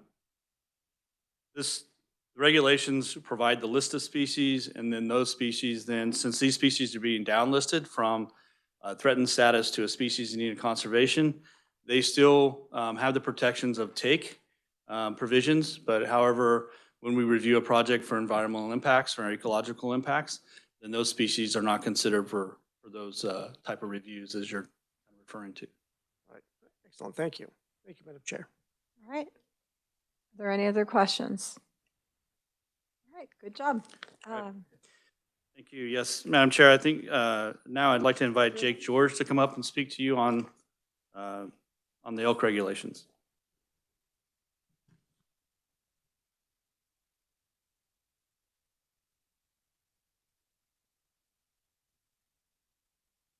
Thank you, Madam Chair, and good morning.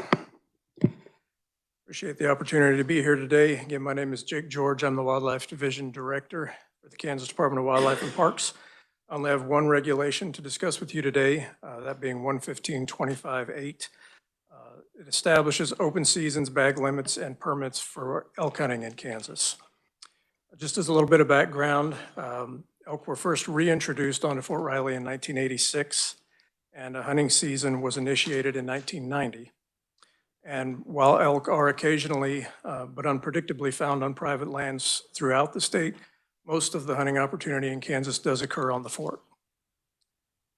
The currently proposed changes to 115.25.8 would result in a slight increase in the number of available any elk and antlerless elk permits.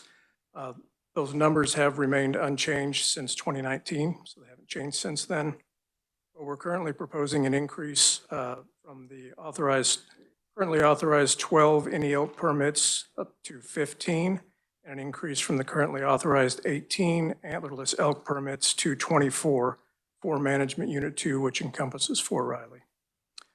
This proposed increase in permits is based on currently good numbers within the herd on the fort, recent increases in the number of herds that have been seen on private lands surrounding the fort, and as an effort to proactively mitigate for potential increases in crop damage complaints on private lands in that surrounding area.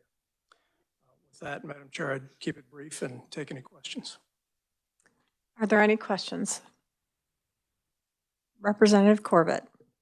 I understand that the permits are just for Kansas residents only, correct? That is correct. Thank you. All right, any other questions? Thank you so much.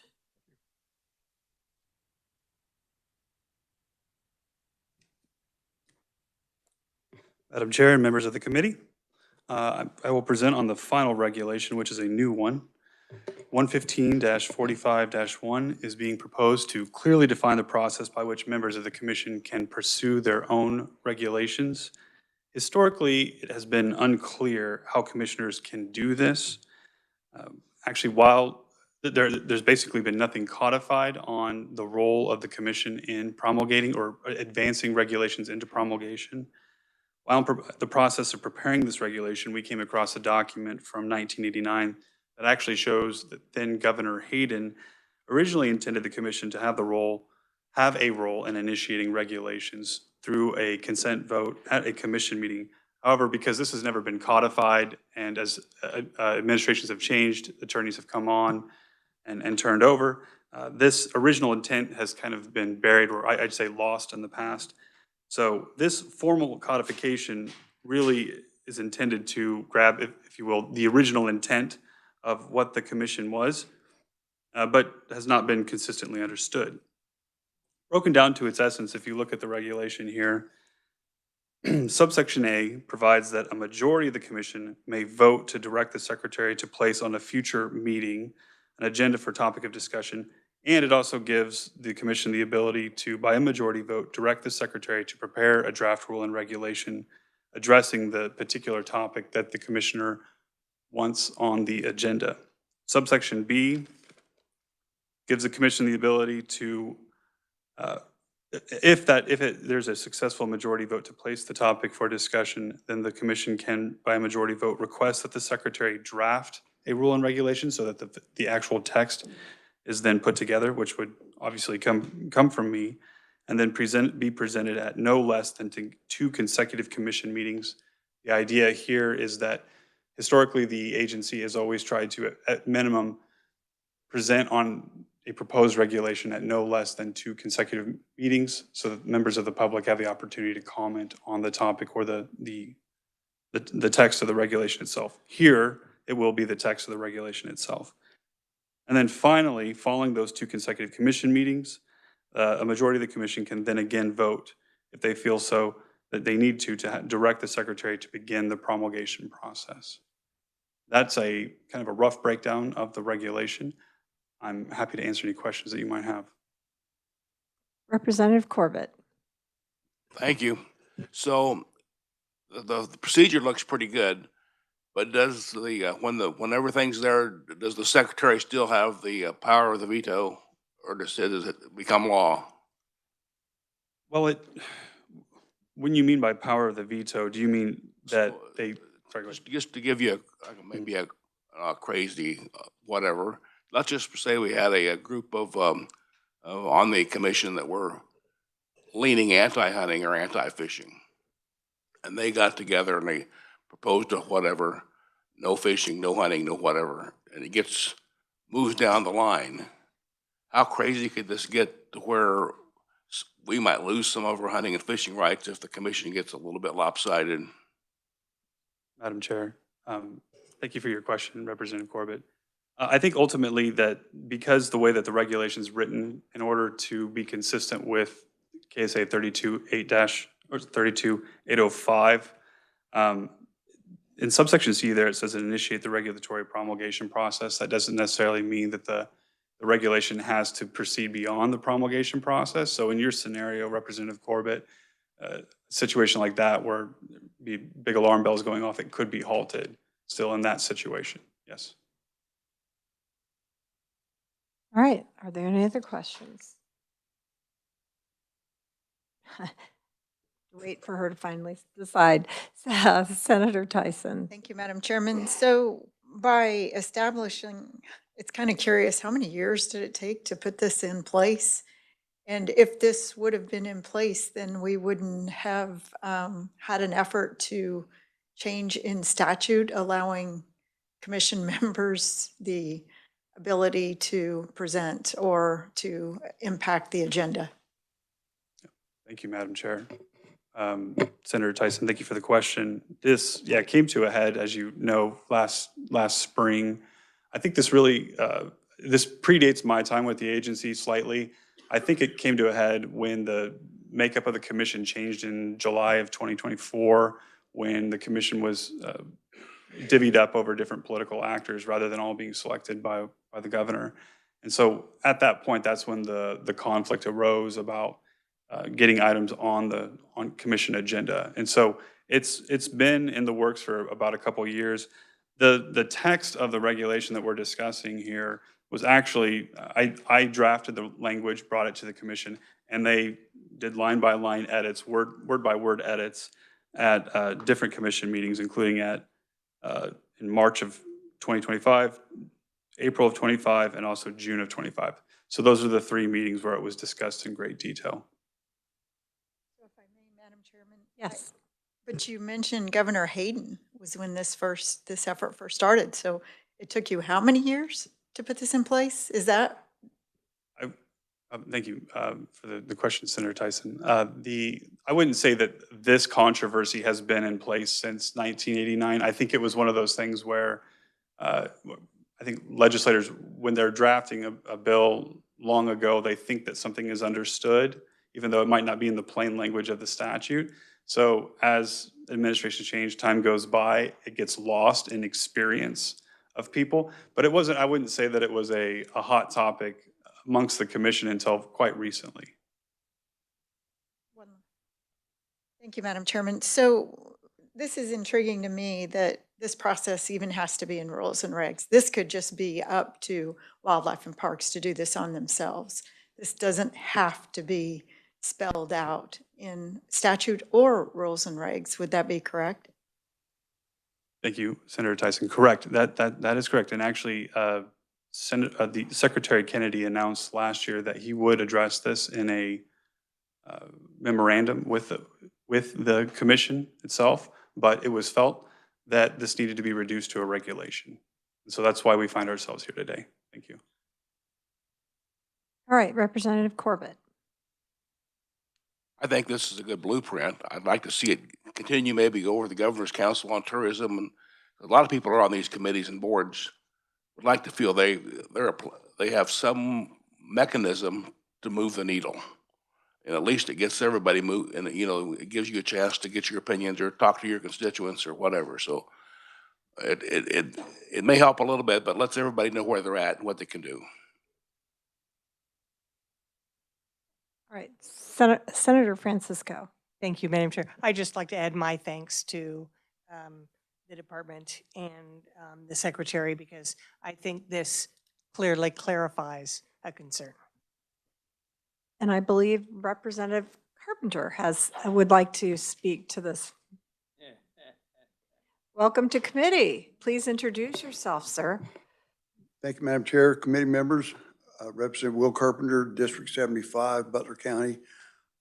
Just for some clarification, and you're exactly right, this does not need to be a promulgation and a regulation, but it's always been understood. I served on the Wildlife and Park Commission in 1994 for 8 years, and that was always a process that we had no problem whatsoever advancing an agenda from the commission. But we've had some issues with the commission in the past, and people wanted to understand exactly where they were on this issue. So that's how this has come about. I didn't think it was necessary, but now everybody understands where we're at, what we can do, and that we can get our agenda items on there with the commission's support. So, yeah. All right, are there any other questions for the honorable representative? Be careful. Yeah, yes, yes, sorry. Oh, darn. I'd kind of make this interesting here. Oh, there you go. Thanks for being here. Appreciate it. You're welcome. Thank you, committee.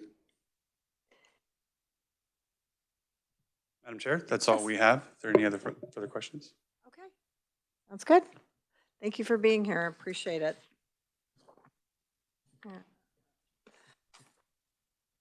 We'll move on to the Emergency Medical Services Board. Hi. Welcome to committee. Please introduce yourself. Good morning, Madam Chair, members of the committee. My name is Joe House. I'm the Executive Director of the Emergency Medical Services Board. We have just a single regulation before you this morning, 109.11.8. The proposed changes are actually more condensed than obviously the words there, but what we're doing is just eliminating a 7-day prior notification requirement for challenging the state's cognitive knowledge examination, retaining that 7-day prior notification for the psychomotor skills examination that we do still perform. With that, I'm more than happy to answer any questions you may have. Are there any other questions from the committee? Representative Carmichael. Thank you, Madam Chair. Okay, what is this cognitive exam? When I hear about cognitive exams or something, I think of President Trump, and I'm sure that's not what we're talking about. Help me understand. Absolutely. question, Representative. And the cognitive exam on our end of it is just general knowledge. So medical knowledge going through related to the EMS profession, the level of certification that they're looking for. So all 4 of our examinations are computer adaptive by nature. So it goes through and asks them a series of questions to ensure that they've captured the content. All right, are there any, Senator Tyson? Thank you, Madam Chairman. Just the previous comment, I would say the previous president would have needed that exam. Thank you, Madam Chairman. Thank you. An auto pen doesn't need an examination. All right. Okay. Well, then you're off the hot seat. Good job. Thank you. Thanks for being here. We appreciate it. We'll move on now to the Department of Revenue.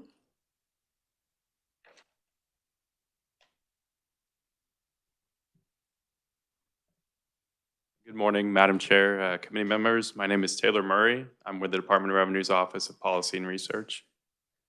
We have 2 items today. The first item is revoking the 4 regulations in Article 28, which is captioned Retail Dealer Incentive.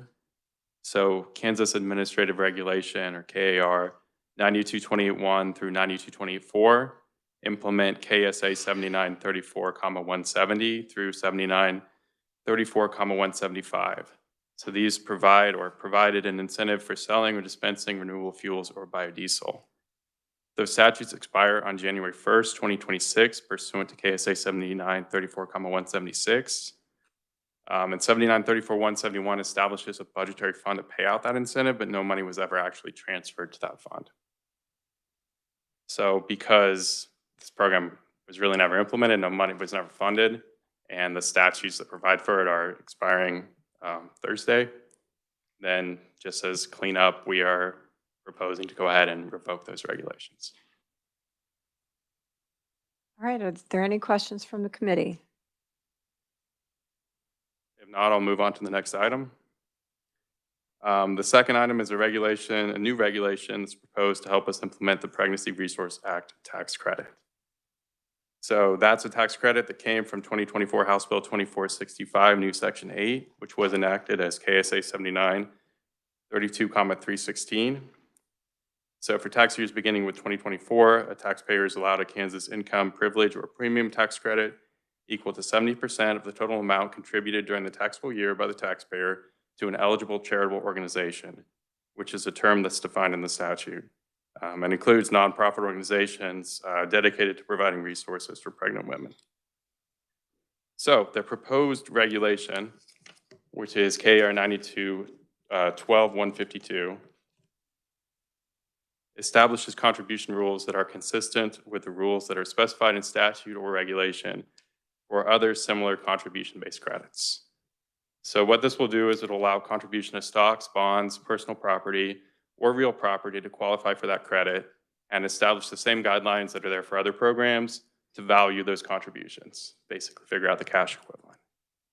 In addition, the proposed regulation clarifies that distributions to an eligible charitable organization from a separately owned donor-advised fund do not qualify as the donor's own contributions to an eligible charitable organization. And then finally, the proposed regulation also clarifies the treatment of contributions through quote-unquote giving days or other limited time fundraising events. The proposed regulation does not result in any estimable economic impact on businesses, local governments, or individuals. We did conduct outreach with the eligible charitable organizations that are currently certified. The statute requires that organizations apply and be certified through the department, and then we publicly list the people that can receive contributions that qualify for credit. So in June, we had a teleconference with those organizations that were willing to participate at the time. We talked about the proposed changes. Feedback has generally been favorable. We've also, aside from the normal registered publication and web publications, we've also communicated with those organizations again about the public comment period, reminding them, hey, this is now in public comment. Talk to your donors, make people aware, help us make people aware of the opportunity to comment on this. I will pause. I've talked for a little bit. If there are any questions right now, I'm also happy to go ahead and if you'd like me to talk about any one of those 3 changes in more detail, I can do that. Okay, does anyone want any more detail? Senator Tyson. Thank you, Madam Chairman. Thank you for the presentation. I do have a few questions. So it's intriguing. I've been on the committee for a while, and I don't see very many rules and regulations come through for tax credit programs. Could you address that, please, and why this program does have rules and regs and others don't? Yeah, thank you, Madam Chair, and thank you, Senator Tyson. I think you will see, especially subsection A of this regulation, there is some comparison in regulation, especially with the community college tax credit has a regulation that's really very similar to that was one of the models for the contributions part. And then the low income student scholarship tax credit also has a very similar regulation that's defining what the contribution can be, the stocks and bonds and all that stuff. You are correct, though. I think that subsection B and C are probably not going to be found anywhere else in a similar regulation. Those are, I guess, more new, is what I would say. I think what we have seen, I don't think we would treat this any differently, any of the other programs. This is basically kind of codifying, I think, our current policy. Codifying is the wrong word, but putting in regulation our current policy on these and our current, I'd say it's more of a kind of clarifying or stating our position in black and white regulation. So if I may, Madam Chairman. Absolutely. That is not quite accurate. I have been contacted by individuals who are being treated differently on this tax credit program, who do participate in other programs also. In fact, your language, giving time fundraiser in section C, where does that occur in statute? Madam Chair, thank you, Senator Tyson, thank you. First, I'm not aware of different treatment. I'm not saying that it can't exist. A lot of things exist that I don't know about. So I'd be happy, and Kathleen is here too, we'd be happy to kind of get to the bottom of that. It's definitely not our intention to treat any of those other programs differently or treat people in this program any differently. So I will say that term doesn't exist to my knowledge anywhere in statute. That's something that we had to create in order to help us implement this. The issue that we were seeing was primarily with checks coming in as contributions that are issued, that are shown as paid by someone different than the person that is claiming credit for the contribution. So just on the basis of the application, having to line up, okay, this person is claiming the credit, but another person or entity has written this check. So we would like it to be clear and to have that be clear in policy that if you're contributing through a bundler, right, or someone like that, and the whole purpose is just we're receiving the money and all we are a bundler, or we're just organizing the funds to go on to the organization, that's permissible. And as long as you provide us evidence of that, which the regulation tries to spell out what that can be, that contribution will be allowed. We were, I think, getting hung up on some of those originally because of that check mismatch. So unless it's very clear what the person has to provide in that circumstance to show us that, hey, this is okay, this actually is coming from me, it's just being channeled through someone else on a very short-term basis. Please go ahead. Thank you, Madam Chairman. Thank you for the response, but this is part of the problem with this, that this committee often sees, is departments and agencies overstepping. I mean, you're creating terminology that's not in statute, that doesn't exist. As you said, you're creating sections B and C that don't exist anywhere else. I get that you have the authority to do that, but it just seems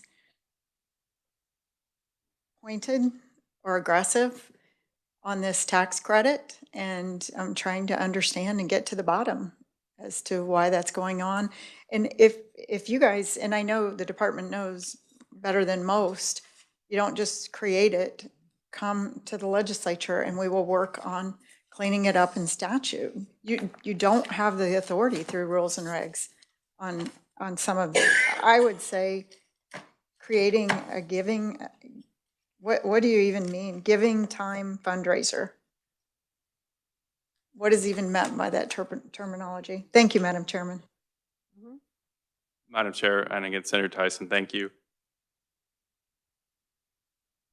I just want to take the time to consider your question because you're asking good questions, and I think you have identified, I think fairly, I do think we have the authority to do this, but I think you have identified where the department is kind of where the regulation is doing more work as compared to, I would argue, subsection B in that point. And it might help to sort of explain subsection B because I think it sort of helps illustrate the problem that, or one of the problems that we were having, which is that what you have now is you have something that's become increasingly popular, which is usually referred to as a donor advised fund. And people do this for different reasons. Essentially, I mean, the main benefit is it allows you to sort of move around the timing of charitable deductions. So let's say you haven't reached the threshold to itemize. Maybe you can hit that in 1 year. You can donate to another organization that kind of works like a trust in the sense that it's a separate entity. A bank might own it or some other financial institution. But when you've made that initial donation, you have given all the legal control of that money to that organization. You can make recommendations as to what they are going to do with the money, but they don't have to follow those recommendations. Most of them do because they want that business model to work out, but it isn't the donor's money anymore. So we see a lot of circumstances, I shouldn't say a lot, most I think are straightforward, but the ones that kind of rise to the issue of can we smooth this process out are, again, when the donor, the person that's representing themselves as the donor, when we look at the check or other evidence of the transaction, the money is not coming from them. So in some circumstances, that's a bank or that is somebody that is organizing a type of fundraiser that's very short term. They just collect the money and pass it on. That isn't that person's money. They're just acting as an agent, right, to move that money. But there are other circumstances where they've given that money to another person who owns that money, and then that person is writing a check or contributing to the organization. The statute requires that you contribute directly, right? You can't get benefit from another person's contributions. It's definitely not ill-intended because this is allowed, right? For a charitable deduction, they've already received the charitable deduction, now it's just going somewhere else. They're only going to claim one charitable deduction on the federal side for that initial donation. It's something that people are allowed to do, but when you talk about state tax credit, I think a lot of times they're not aware of this idea that you've given up control of the money, so you no longer can count that as a contribution from yourself. That may be a little off topic. I only kind of meant to get a little bit into that subsection, but hopefully that sort of illustrates, I think, the problem we were trying to solve. You are right that the legislature could also help us solve that problem. So again, Kathleen is here. That's something that any senators, representatives, if you want to talk about how that would be addressed, not just for this, but for all similar programs. I don't know if that answer was at all helpful to address any of your concerns, but. Senator, would you like to, Kathleen, to come up to the mic? Madam Chairman, if she wants to, that's fine, but I feel that this needs to be addressed to statute. I think this rule and reg goes too far. I think it does. You've stated yourself, it's being treated differently than other tax credit programs. There's 2 sections in here that aren't anywhere else in rules and regs for other tax credit programs. Is that correct? Madam Chair, Senator Tyson. I'm not our intention is just to put in regulation rules that we believe apply and should apply to all the similar programs. I would say in some way it is not. The primary motivation behind this regulation was, from my perspective and my understanding, was subsection A, which is to line up the contribution rules to make them match with the similar programs, to make that fair, wherever you stand across the board on whether the rules make sense or don't, just to even it out. There are certain credits, right, or where these rules are in statute. So we thought it would make sense for it to be the same rules for this program. Subsection B and subsection C. Oh, I don't mean to interrupt. No, that's fine. So continue. Okay. As we are working that regulation, we're also aware of real problems that donors are having, and we would like things to be clear. We don't want people to not know what to do. We don't want, unnecessary confusion about things. So BNC are an attempt in regulation to, I suppose, clarify, which I think is an allowable purpose, as long as it doesn't contradict what is in the statute. So, Madam Chairman, if I may, I did raise a concern. I have been contacted that individuals that have participated in this program and other tax credit programs have raised a flag that the treatment is not the same. And by your own words, I would say that and by what's being proposed in the rules and regulations, and it seems like we do have some work to do in statute instead of rules and regs to clarify. And I find it quite interesting that you're trying to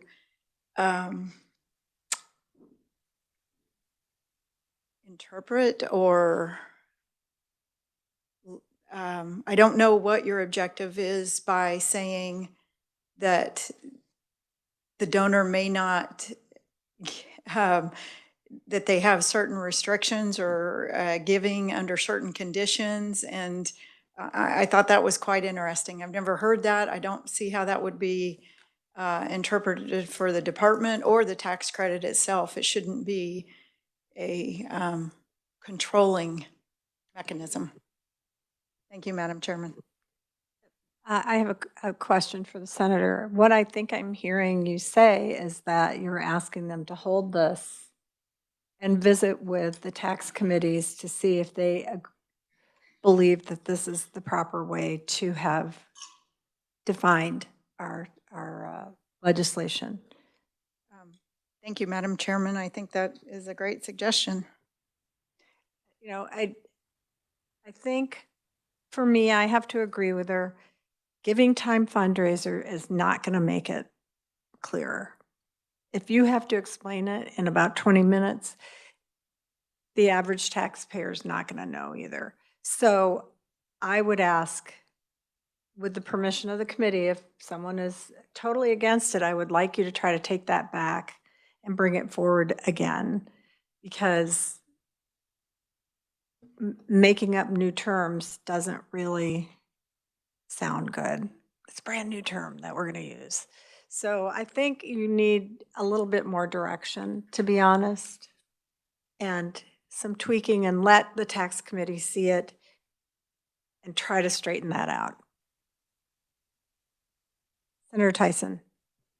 Thank you, Madam Chairman, and I appreciate that. And I would just like to also say that the department is great to work with. I mean, Kathleen, the secretary, yourself, and others, you guys have always been really good to work with. We may not always agree on interpretation or something, but I think that we can get this figured out. I really do. Madam Chair, Senator, I appreciate that. And obviously, maybe not obviously, but I think in a lot of instances, we would prefer that there be an answer in statute. Maybe in all instances, we would prefer that there be a clear answer in statute than have to address it through regulation. I don't make the decisions really where this goes, but just out of curiosity, again, I think subsection A is something that we feel is valuable and is also something that the people participating in the credit have expressed a lot of appreciation for that proposal. Would that be something that the committee or interested legislators would be comfortable with the department proceeding with a version of this that was limited to subsection A? Maybe questions with subsection B and C we can address with the tax committees and attempt to. Subsection A, I do think there's clear precedent that we have it is in current regulation, and the regulation for community colleges has been looked at as recently as, I believe, 2023. So pretty fresh. Yes, Senator Tyson. Thank you, Madam Chairman. Yeah, I don't see an issue with that, but I'm not even sure you need the rule and reg. Isn't that currently how it's being interpreted through statute and how it's being worked. I mean, it's fine if you want to go forward with that section of it, but Madam Chair, Senator Tyson, no, it is not. It's currently being administered as a cash check, ETF. Stocks, bonds, personal property, real property are not counted as, are not allowed. no, that would be fine, Madam Chairman. And maybe that's something Kathleen would know better if we need to clean up in statute also to help the department in future. One thing I've realized is through the tax credits and other programs, we're not clear enough in statute a lot of times. You know, I know the one that you ran into is HPIP. I mean, how many levels of businesses and layers does it go through? I think we need to help clarify that in statute so that we don't have this confusion in the future. Thank you, Madam Chairman. Representative Carmichael. Thank you, Madam Chair.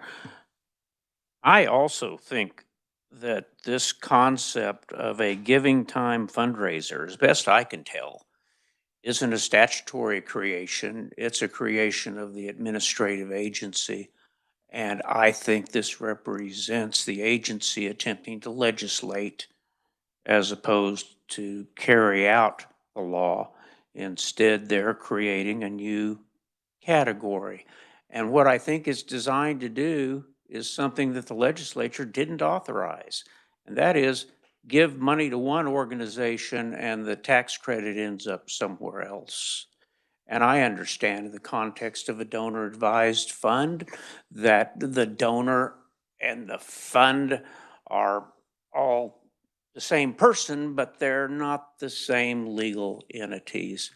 And I think the department, in its zeal to try to accomplish the broadest applicability of this program and probably to carry out the legislature's overall intent, that we've gone too far.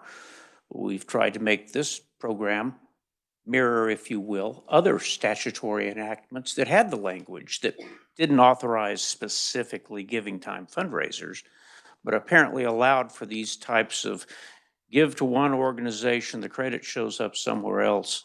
And while I don't understand it all fully, I think the department is acting prematurely, and I think it's the responsibilities, honestly, of the tax committees to take a look at these statutes. And if we want everybody to be treated the same, then we need to make the statute the same for all these programs. If we want it to be different, then the agency ought to carry it out differently based upon the specific statutory enactment. So I'm not upset about it, but I don't think it's a good thing I wasn't the Attorney General, because it wouldn't have gotten past me. Thank you. All right. Senator Francisco. Thank you, Madam Chair, and thank you for being here.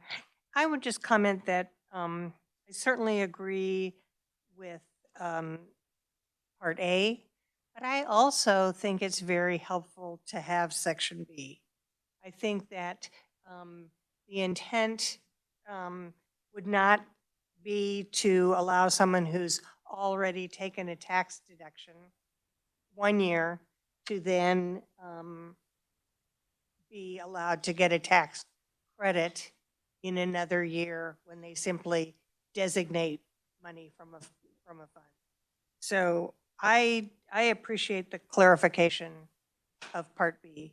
I think in Part C, if a organization that doesn't qualify as an eligible charitable organization wants to have a fundraiser, they should just ask everybody to make out their checks to the eligible charitable organization, making it very clear. So I agree with concerns about the proposals for giving time. Senator Tyson. Thank you, Madam Chairman. I'd have a question for revisers. So Section B, we've established Section C may be a bridge too far. What would you say on Section B? Is that authority within statute?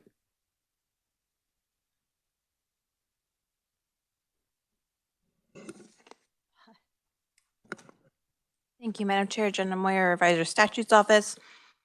The delegation of authority to the department by the regulation is very broad. And that comes, you can find that in our authority memo. The statute is KSA 793236, and it says the secretary shall adopt rules and regulations not inconsistent with the provisions of this act, which is referring to the Kansas Income Act, comma, as necessary. And so that gives them pretty broad authority to adopt any regulation that they feel is necessary. And I think for further analysis, you'd probably want to contact the AG's division for that. Senator Tyson. Thank you, Madam Chairman. So they actually have the authority to create new terminology and new intent also? I mean,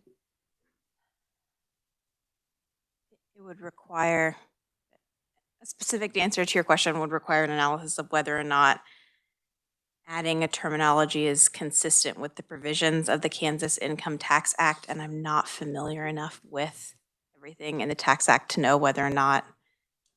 But I would say that if there was a direct contradiction, the Attorney General's office would almost certainly have found it. I have to disagree with you because I've sent many things back to ask them to relook at them, and they have done that before. So, Senator Tyson. Thank you, Madam Chairman. I don't think we have to involve the Attorney General. I think that we can work with the department and come up with some legislation that can be worked on next session.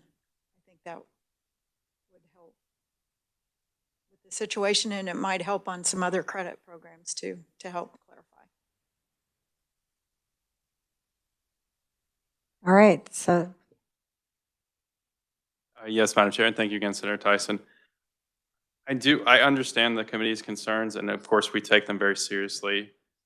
I do want to just say that, first of all, I think that sometimes this attempt to regulate or propose regulation can be seen as aggressive. I'm not sure that it always is that. And from my point of view, we can implement a policy and we can tell participants about the policy, and then they can come and talk to their legislator if they see an issue with it, and that can all get kind of resolved. Or this is a proposed regulation, right?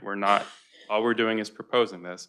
So that brings in a very structured way, the Attorney General's office, all sorts of members of the legislature, the general public, stakeholders, in a way that is difficult to sort of replicate. I mean, we could bring all those people in informally. It seems sometimes like it makes sense to just go ahead and bring them in formally. And to my mind, part of this process is proposing, getting serious feedback and considering that feedback, and of course, taking it seriously. I do want to say that I understand the concern with defining this new term. I think that makes sense. I'm going to argue that the term is really only being defined in order to make this readable, right? So we're talking about a concept. We're saying it is okay to give through this concept if you have the proper documentation. Here's the term for this concept, and this is how we then talk about the concept and the regulation. I understand, though, that there are legislators here that have concerns with that concept. So it appears not just be the idea of defining the term, but there seems to be even some division in the committee over whether the underlying concept and whether being able to donate that way is a good idea. Also seems to be the case with subsection B. I'll push back a little bit on B2 and say that I don't believe we currently think we have the statutory authority to allow a contribution that comes through a separate legal entity, even if there's a party that's making recommendations as to how that money is spent. As if they're not binding recommendations. I just want to make sure that position is clear. What I keep thinking of is we donate money to our community foundation, and then we tell them where they're going to put the money, and they directly put the money into that charity or whatever organization we said we wanted to. We do get the tax credit for having given it to the Heartland Community Foundation. And then the charities, whether it's a week, a year, then they do get the benefit of the donation. I don't get a second tax credit for that deduction. That's what I'm thinking that is talking about. Are there any other comments? Senator Francisco? Thank you, Madam Chair. So I'm understanding this because Douglas County has a Douglas County Community Foundation. Our congregation has an account there. And we do advise them on contributions, but every time we do that, it says the board needs to approve this designation. So at that point, we understand we have given up any strict control over what happens to that money. And the board of the Douglas County Community Foundation has that ability. They have taken our recommendations. I think they've all been to 501c3s, so there hasn't been any question. But to me, B is just clarifying to anyone that once you've given it to a donor-advised fund, that's the end of your connection with tax credits or specific allocations. So I'm think B is very helpful to have stated that clearly. Madam Chair, thank you for Yes. that comment, Senator Francisco. Yeah, that is the intent, yes. All right, so what I'm hearing is we would like them to retool item C and go ahead with the others. Obviously, we don't have the power to tell you that you have to do that, but it sounds like we're requesting that you not do C until you get more retooling of that.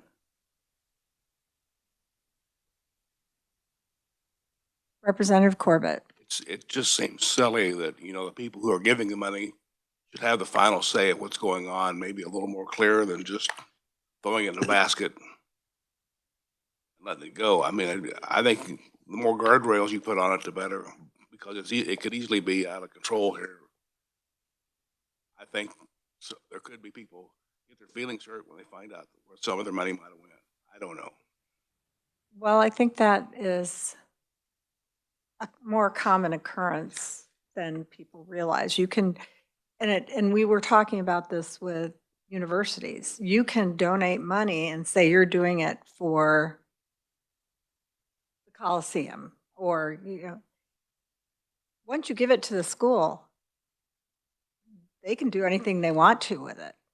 So this is a common issue, and maybe we need to be looking at the broader picture in tax, how we define if you are specifically saying this, but also, when you donate to a university or someplace for a specific thing, if not all of your money is used, that probably needs to be, because when not all the money is used, that just goes back to the university or the charitable group, and they can spend it any way they want to. So there's a lot of gray area in this that we need to probably look at. All right. Are there any other questions or comments? Thank you for being here. Thank you. Please, we ask that you take our recommendations very seriously. Of course, Madam Chair, I want to thank you and the committee, obviously, for the time and the discussion. Somebody mentioned it takes me 10 minutes or 20 minutes to explain it. I do apologize for that. Part of that, right, is my desire to have the committee understand and have the background and understand where we're coming from and the problems that we're having. It wouldn't necessarily be something that I would explain to someone that's just saying, okay, what is the rule? But as a partner, right, in the process of making this work, I appreciate the participation. Okay, thank you. And I'm not picking on you for making a long description, but I'm just thinking about the average taxpayer doesn't get to sit in meetings like this. they don't realize they can watch it at real time, and a lot of people don't have the time to do that. So they count on us to clarify things. And I think that was, there was nothing wrong with you trying to describe it. It just explained that it's a little gray, that we might need to fix that, okay? Thank you for being here. We appreciate you. Okay, now on to the Secretary of State, who very patiently has awaiting their turn. So thank you for being here. Please introduce yourself. Thank you, Madam Chair. Clay Barker, General Counsel for the Kansas Secretary of State. And the fees we have, or the regulations we have before you, are focused on one topic. It's modifying our fee structure at the agency, what we're charging. And it's 6 amended regulations, 2 new regulations, and 2 repealed regulations. And it matters. The public hearing for these regulations is February 10. Madam Chair, I'd like to give a general background first, then go through each regulation and just some of the basic changes in it. First, our agency is entirely fee funded. We don't use state general fund money for our routine operations. The funds we use are established by statute. So a statute will set up a fee fund. It creates it at the treasurer. It, in fairly broad language, will tell us what we can charge and place in that fee fund, and then what the permissible uses of that fee fund money is. Also, fees we charge, there are statutes that require a fee to be charged that goes directly to SGF. Sometimes those set the fee amount directly. Sometimes they give us authority to set it by regulation. Most often they set a ceiling and then give us regulatory authority to set a fee at that ceiling or below. So essentially, when a customer comes in, they will pay one fee with a check or a credit card, and our agency allocates it out correctly. So for instance, if someone's running for governor and they file for office, they write one credit card or one check. 1% of their salary goes to SGF, $650 goes to the Public Disclosure Fund, $20 goes to the Secretary of State, even though the payment the person makes says to the Secretary of State. So most of our fees have component parts to them. The reason we're doing this now is the last time our fee structure had an overhaul was in 2008 and 2010. Since that time, Secretary Schwab has implemented a replacement of our antiquated database and filing software, and that effort was completed at the beginning of 2025. And the last piece we needed before we got this regulations package together was the legislature in 2025 amended 2 statutes that let us set some fees by regulation, where before it was set directly by statute.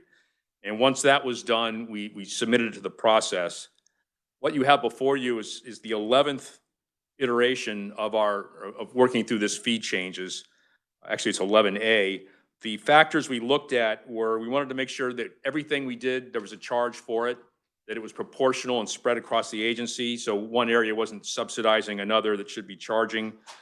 We wanted to make sure we projected out to the future that we'd have adequate funds in all the fees, so we wouldn't have to come back to the legislature hat in hand and say we made a mistake. We wanted to nudge filers towards more e-filing instead of paper filing, and that's mostly the business filings. And usually they're at high 80s to low 90% are already e-filing. And a lot of the filers just need to be reminded it's easier and cheaper to do it online. And we tried to reduce fees whenever possible. And especially our business services division they say they're reimagining their purpose from pushing paper, which is what happened 20, 30 years ago when everything was paper and on microfilm and typewriters, to customer focus so they can help customers through. And there's 290,000 active business entities in Kansas, and we have 4.5 staff to handle it all. So they spend the majority of their time helping customers through odd situations, and the real odd ones land on my desk to figure out how to apply the law to the situation. And overall, our estimate is, and we tried to determine the change for every transaction, and then how many of these transactions would probably occur in the future, is SGF will probably see a $2 million to $2.5 million reduction from our office, and our office fee funds will probably see a $2 to $2.5 million reduction. And our office can continue functioning fine with that, we predict. 2 just general comments. I realize the legislature, especially Senator Blue, has proposed in the past to have 0 fees for the initial filing to start a company. And we've floated that around with other states, and they strongly recommended against that because it opens up your filings to a lot of fraud. If an entity doesn't have to pay anything to file, say an LLC, they'll just file multiple ones and start laundering money between them. And it also keeps law enforcement from being able to track the money, like the footprints in the snow, because they usually, if there's a fraud, they immediately come to our office and send a subpoena and ask for the credit card number, the IP address, and all that for transactions. And last, if you notice on the first page of our regulations, everything is underlined. And that's because in 2008 and 2010, the regulation was just that first sentence at the top, and there was a fee schedule that we were supposed to reference, which was not generally available to the public. In fact, in 2019, when our office came in, the new administration, we couldn't find the fee schedule. It took us a month or two. They're online. We knew what to charge. We just couldn't find the document. But the format has changed now, and we put all the fees in the regulation itself so the public can see it. Not sure how interested they would be, but it's there for everyone to look at. I'll now start going through each of the different regulations. The Information and Services Fee Fund, that is the general operating fund for the office. Every filing and service we provide, we're supposed to charge an amount for it that is roughly proportional to the direct and indirect costs to run the whole agency. So it's not just what it takes an individual to file something electronically, it also pays for HR and legal and management. We've made dozens and dozens of changes, and it's literally impossible to take the old schedule and compare it with this new list because there's so many different iteration changes to it. We've added new services, gotten rid of outdated services, reduced some fees, increased a few others. Our number of FTEs has stayed roughly the same for the last decade. It may have gone up by 1 or 2 or about 40, a little below. But labor costs more now. And the big hit to this is that we used to have an annual filing, is now a biannual filing, which means there's half as many transactions, so we charge half as many fees for that. The next fee fund was the Technology Communications Fee Fund. The statute sets this at a maximum of $5 per transaction, and that money goes only to maintaining and updating our online filing capabilities. It's limited in scope. And again, we've eliminated some outdated services, added fees for new services, and tried to reduce others as we can. The next amended regulation was Uniform Commercial Code filings. The statute allows the agency to set the fee, but whatever it is, we keep 90%, 10% goes to SGF. We've run this past the bankers and the credit unions, and they had no issue with this. We've added new capabilities that look like they're pretty high cost, but the banks didn't even blink about it. But it's large bulk filings and auto notifications when certain things are done that they value quite highly. And they're allowed to see if somebody's filing a security interest in inventory that they already have a security interest in. And we've gotten rid of some outdated services. And just a note, I'll probably be back here next year. Other states have started to require all Uniform Commercial Code filings to be done online because they're almost all done by banks and financial institutions and law firms.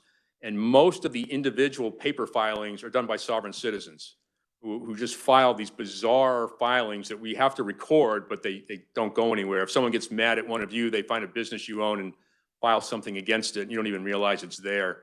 And this cuts down on the fraud. The limited partnership statute allowed us, the Secretary of State, to set the filing fee, and we're reducing it from 150 to 75. And 75 is this is the formation fee to create an entity. Corporations are 75, unless they're a nonprofit, then they're 20. So this brings the limited partnership formation fee to the same as the corporations. And there's less than 200 of those filed a year. And we've also replaced, because it's now a much more functional electronic system, we no longer charge by page, we charge by document. So if you're filing a very, very long document, you're going to save some money. If you're filing a very, very short document, you might pay a little bit more, but the amount is sort of the average for document filing. And because when you do an electronic filing, it really doesn't have page breaks in it. It's just a document. The last amended and 2 repealed regulations have to do with professional employer organizations. There's about 250 in Kansas. The statute sets a cap of $1,000, and for some special filings, $500. And that was what the insurance commissioner had set and kept. In 2024, the legislature moved professional employer organizations to the Secretary of State, and we became responsible for it. So we've repealed the two old insurance commissioner regulations, and we've set a new flat fee of $250. So instead of $1,000 to $500, it's now $250. The trade organization was fine with that and actually recommended we don't take it any lower because they don't want just any fly-by-night entities showing up and claiming they're a professional employer organization. And I don't think that's a barrier to entry. $250 is not a lot if you're running a large entity. Yes, Madam Chair? Oh, what is a professional employer organization?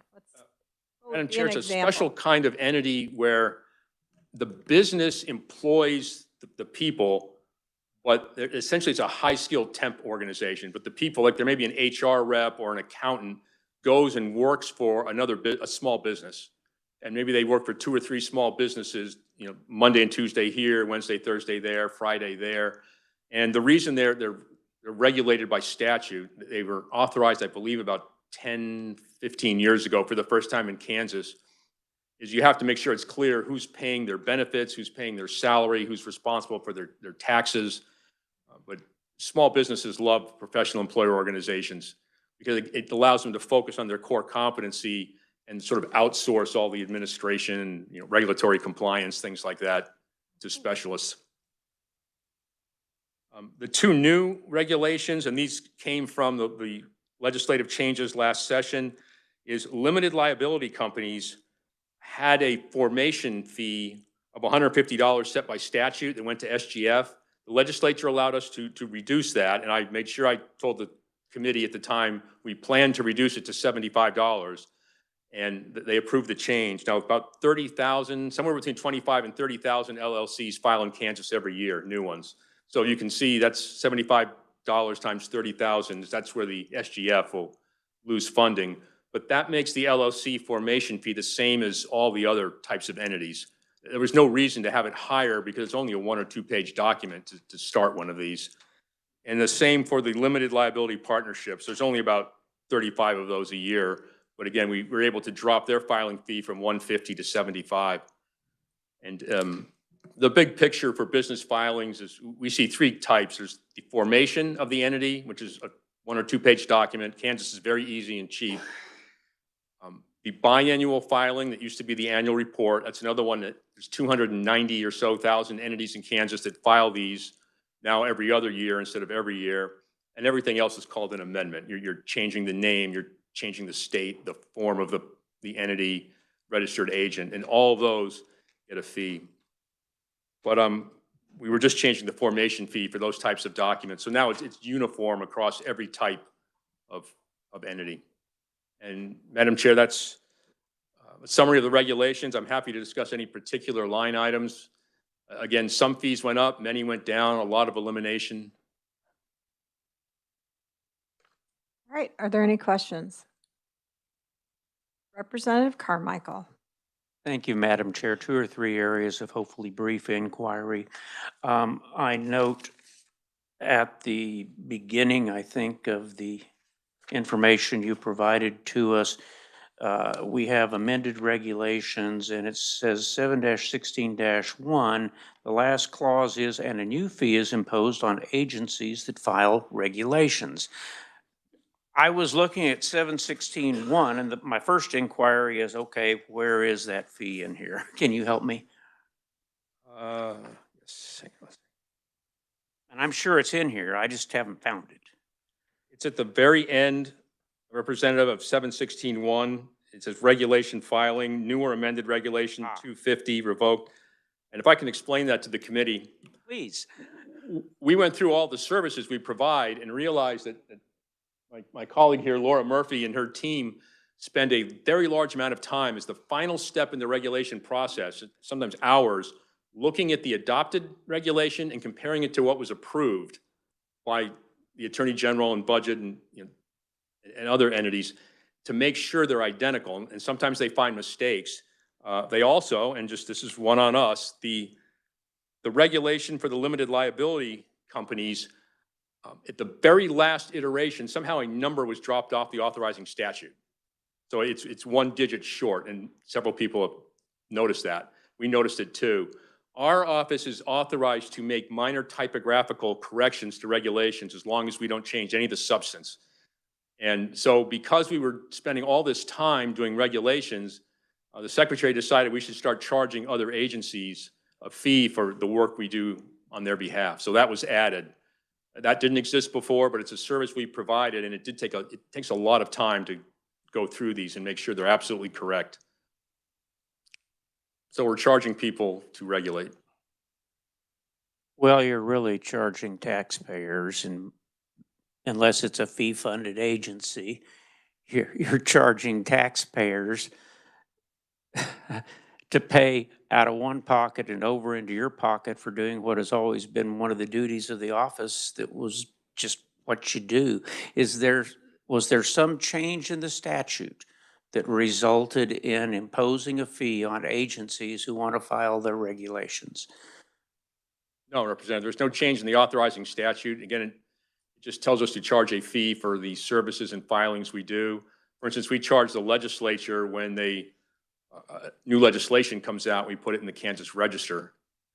And that fee fund, it just says charge to cover costs, so that's not in here. And you are correct. Essentially, an agency that's paid by SGF then pays us to review their regulations. And I understand a fee-funded agency would be different in a sense. Whoever pays the fees eventually pays. It causes me problems. I guess you have the authority to charge a fee for anything that gets filed over at the SOS's office. That's you all's interpretation of the statute, I think, right? Yes. Okay. And again, the language in the authorizing statute is broad, and we have to use common sense to decide how to distribute where we charge the fees to make sure we cover the costs of operating the agency. My second area of questions has to do with a topic of some familiarity to members of the committee. I'm sure the filing fee for legislative positions, it looks like it's going to $20. Looking at page 4 of KAR 7-16-1. Page 4. So our filing fee for those remains the same, the administrative fee, but there's also the statutory fee. If I believe it's for senators and representatives, either 50 or 75, it's a fixed fee. Statewide pay 1% of their salary, as well as federal, and that goes to SGF. So this is only the piece we keep. I think it's $100, but I could be wrong on that. There's a total fee that you see, but it gets divided, and part of it also goes to. Okay, so this represents the SOS's share.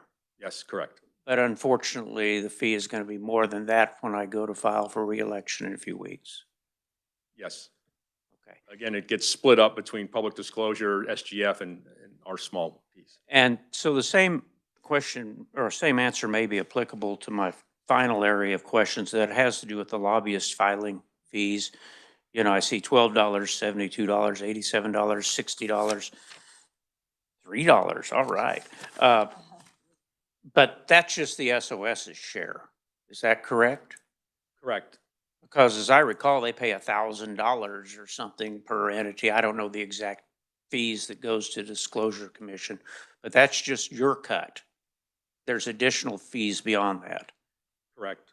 Okay. So this is you're looking at 716.1 on page 5. That's the amount that goes to our administrative services fund. And then if you flip over 2 pages to page 2 of, let's see. Yeah, Bottom of page 2 and top of page 3 of 716.2, that's the amount that goes to our technology fee fund.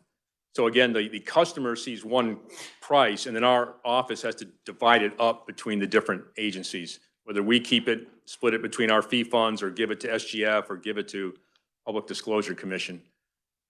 I'll try to remember when I pay your fees that you don't keep everything you collect. And Representative, we try not to confuse the public, but if anyone asks, where does this fee come from, we can give a breakdown of exactly what piece goes where. Thank you. Senator Francisco. Thank you, Madam Chair. And thank you for your explanations. So I'm just looking, we had the Department of Revenue just this morning propose to revoke 3 regulations. And often this happens because the legislature has made a change. So would by the revoked regulation, would it be $100 times 3?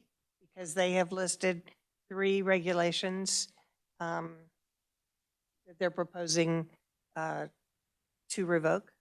Yes. It's sort of the proportional cost for our office to go through the end piece of the regulatory process. The Department of Administration, Budget, Attorney General are paid by SGF, so they just do it. And we realized that there was a large personnel effort in our office on these regulations, and we thought it was only fair to every other fee payer that someone pays for their effort. And I realize, as Representative Carmichael said, it's government paying government. Thank you. I mean, I appreciate this, but I also feel like in some ways revoking a regulation would take far less time than new or amended. I know you've gone through all these fees, but I'd love to see $50 there instead of $100. All right, Senator Tyson. Thank you, Madam Chairman. Thank you for your presentation. And I would agree with the representative and the senator. I mean, not you guys, but the Secretary of State's office chose to be a fee-funded years ago, and they've been operating that way. So instead of increasing the fees and kind of backdoor hiding it, why not just come to the legislature and ask for funding for that resource, since it is rules and regs, instead of, I mean, this is kind of ridiculous, actually, especially $100 to revoke. You're striking the language. Senator, part of that is we made the decision to implement the ESPER system, where all the regulation process will be online instead of the current 1960s paper system. And the legislature told us they didn't want to pay SGF for that, even though it would benefit the entire state government, that we'd have to cover it with our own resources. So it's coming out of our administrative services fee, at least the first year or two, and then hopefully the SGF may kick in the future. We'll just have to see. But so we're essentially funding the regulation process for the entire state government from our own internal resources. And that was the guidance from the Budget Committee. So. Go ahead. Thank you, Madam Chairman. Well, not all of us agree that you should go electronic either. So that cost is incurred because you chose to also. All right.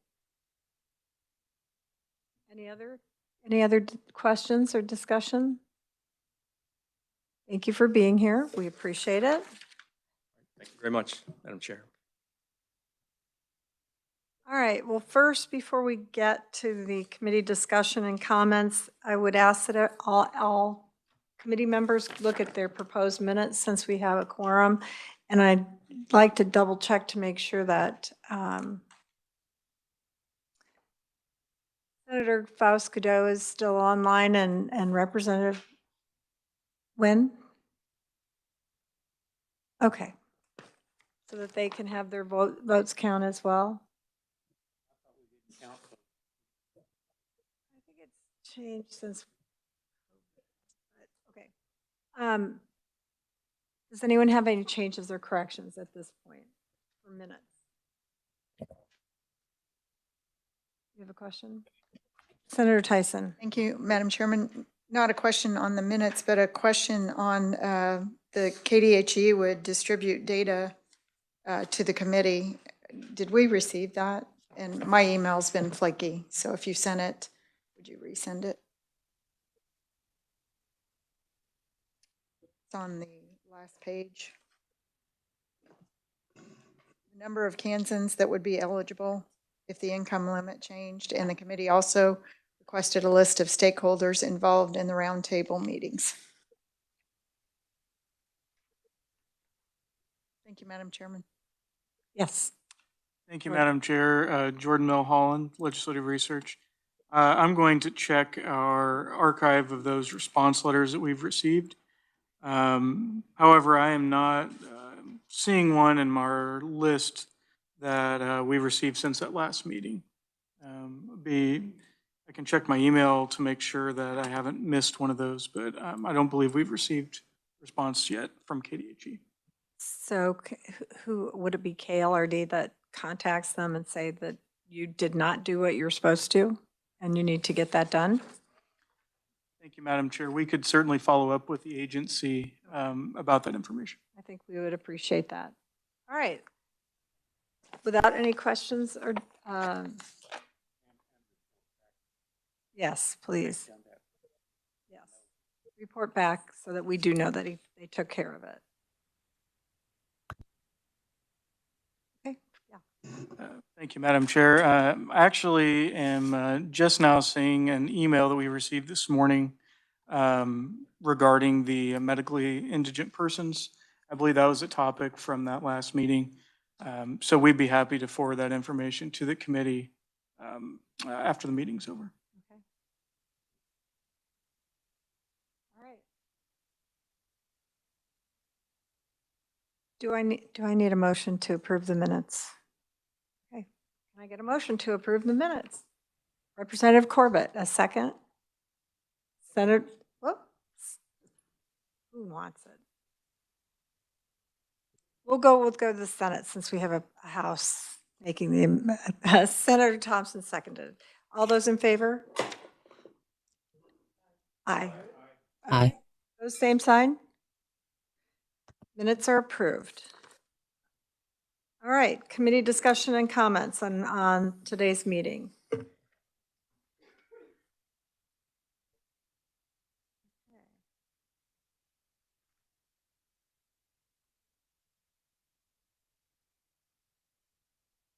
All right, yeah.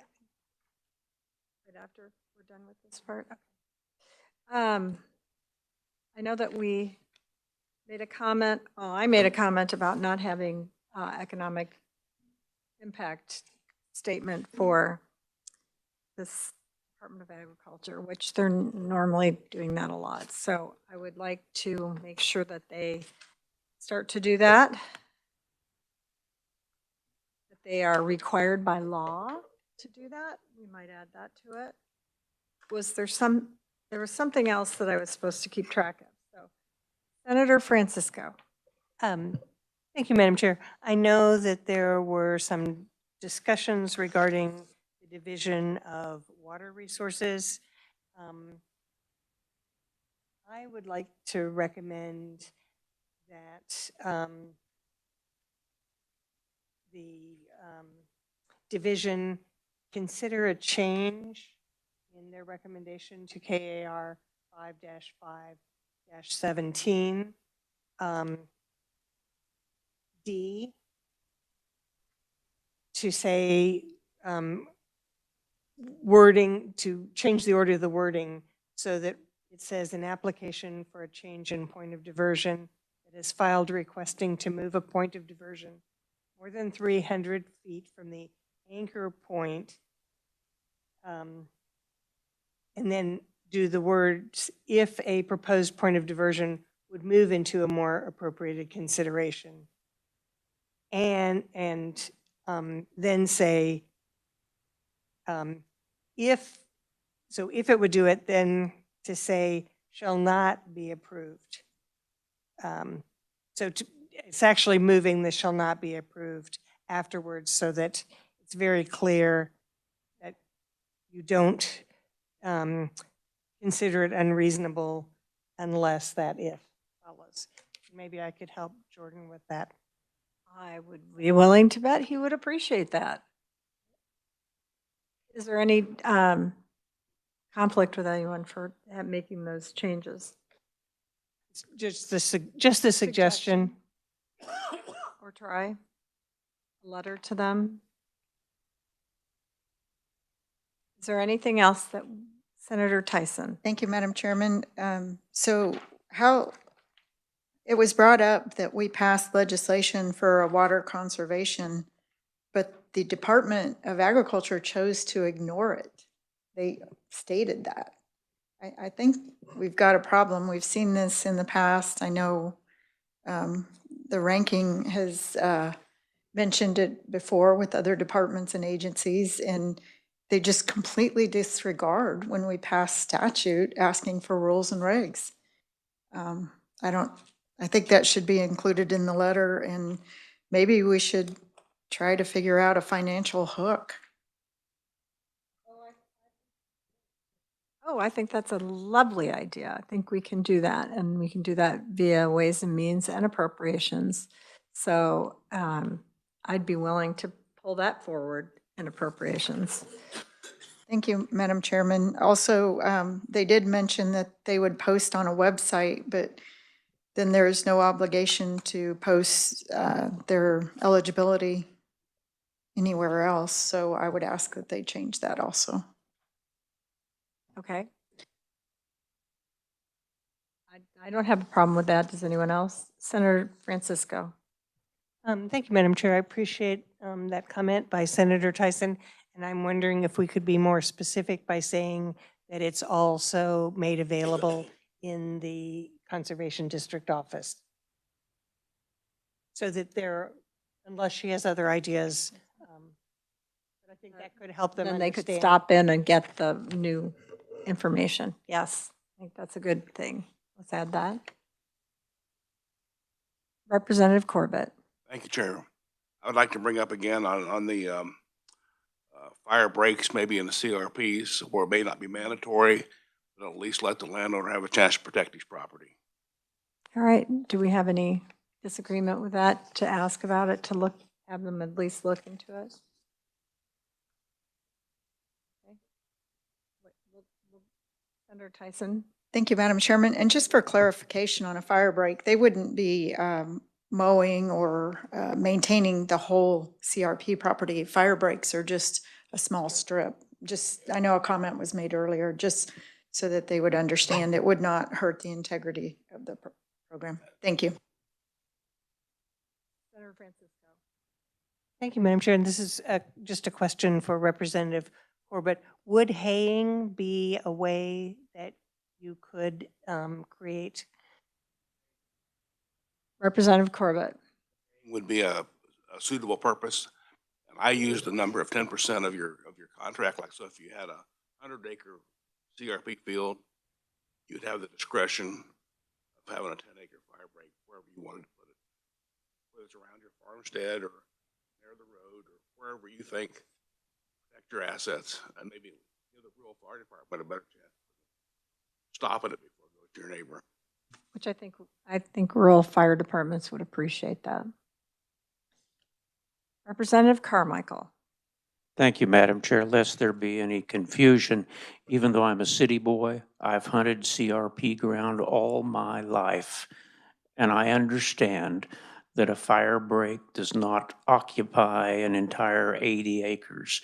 So sure, I understand what Senator is saying. I just don't want to see us turn the CRP into fire breaks, because the CRP is a haven for birds and other wildlife to reproduce and live. 10%'s one thing, but I could see somebody saying, yeah, I turned that entire 80 acres into my fire break, which doesn't make any sense to me. Thanks. All right. I think we, okay with that? All right, there was something else that I'm forgetting. Senator Francisco. Thank you, Madam Chair. I do think we want to mention the Giving Time fundraiser. Okay. And just express that the committee is unaware of that terminology in statute and is not, and perhaps Senator Tyson can help, to just say that may not be appropriate to define this in regulation if we have not discussed that concept in statute. Senator Tyson. Thank you, Madam Chairman. Thank you, Senator. I would even be a little bit broader and just say that in looking at the proposed rules and regulations, we recommend action be taken through statute. And then maybe that addresses your concern. I don't. Senator Francisco.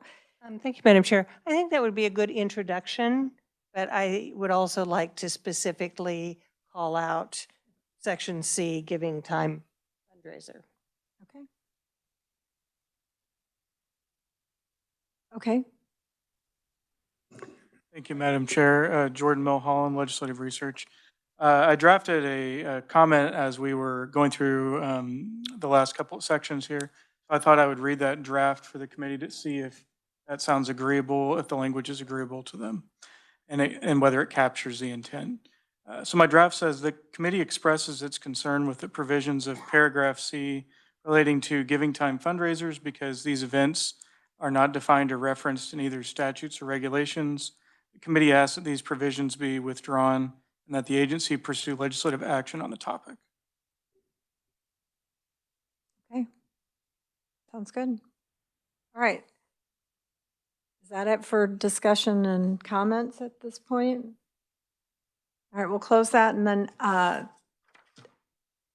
Revisor Moyer has a bill.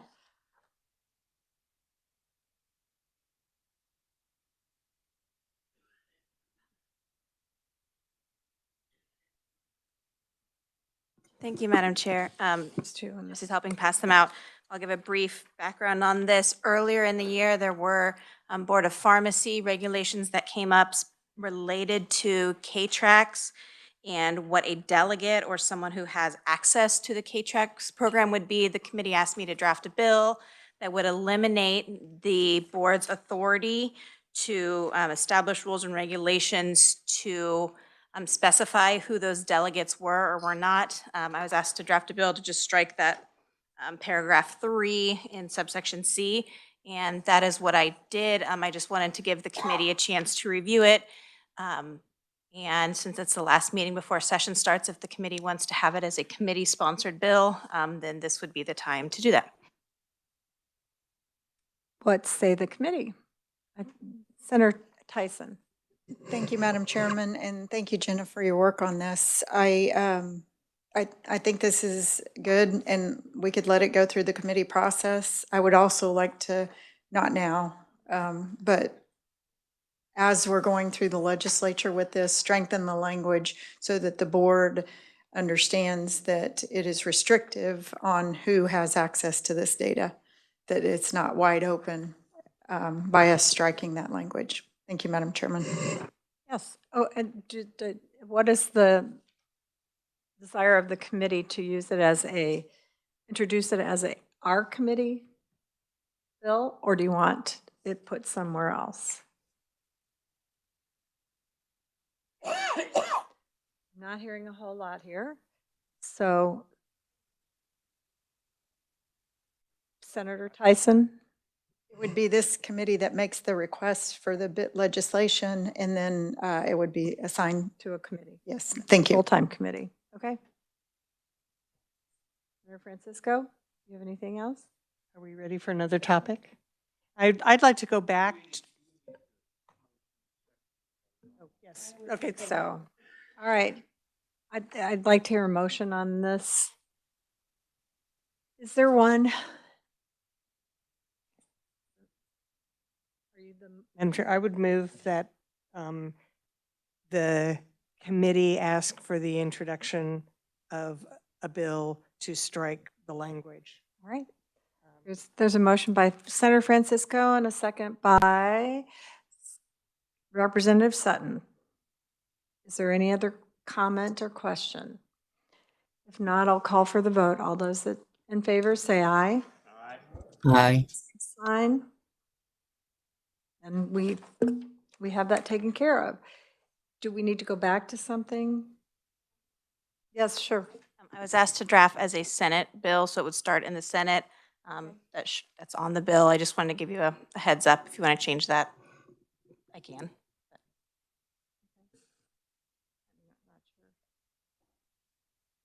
And then we'll step back for a second. Senator Francisco.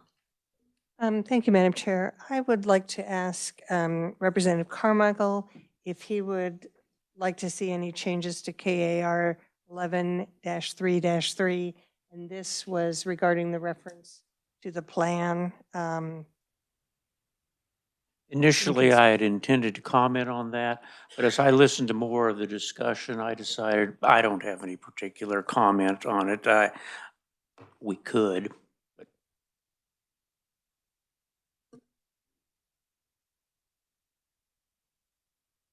Senator Francisco. Thank you, Madam Chair. I might ask if the other members of the committee would agree that we ask the department to consider retaining the general plan so that when the allocation of funds are requested, the district will submit both the copy of the permit and the plan, a copy of the plan. And then there's an understanding that either that plan will need to be updated or that plan will be able to continue to be used with this change.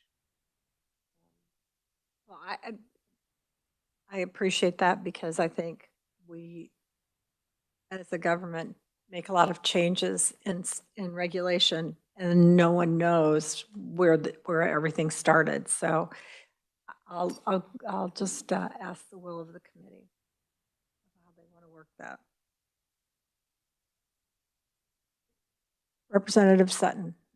Thank you, Madam Chair. I appreciate the way the senator phrased that. I think that's absolutely appropriate.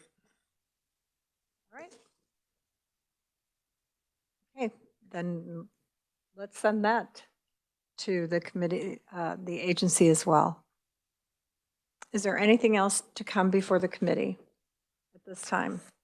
If not, I will joyfully tell you this meeting is adjourned.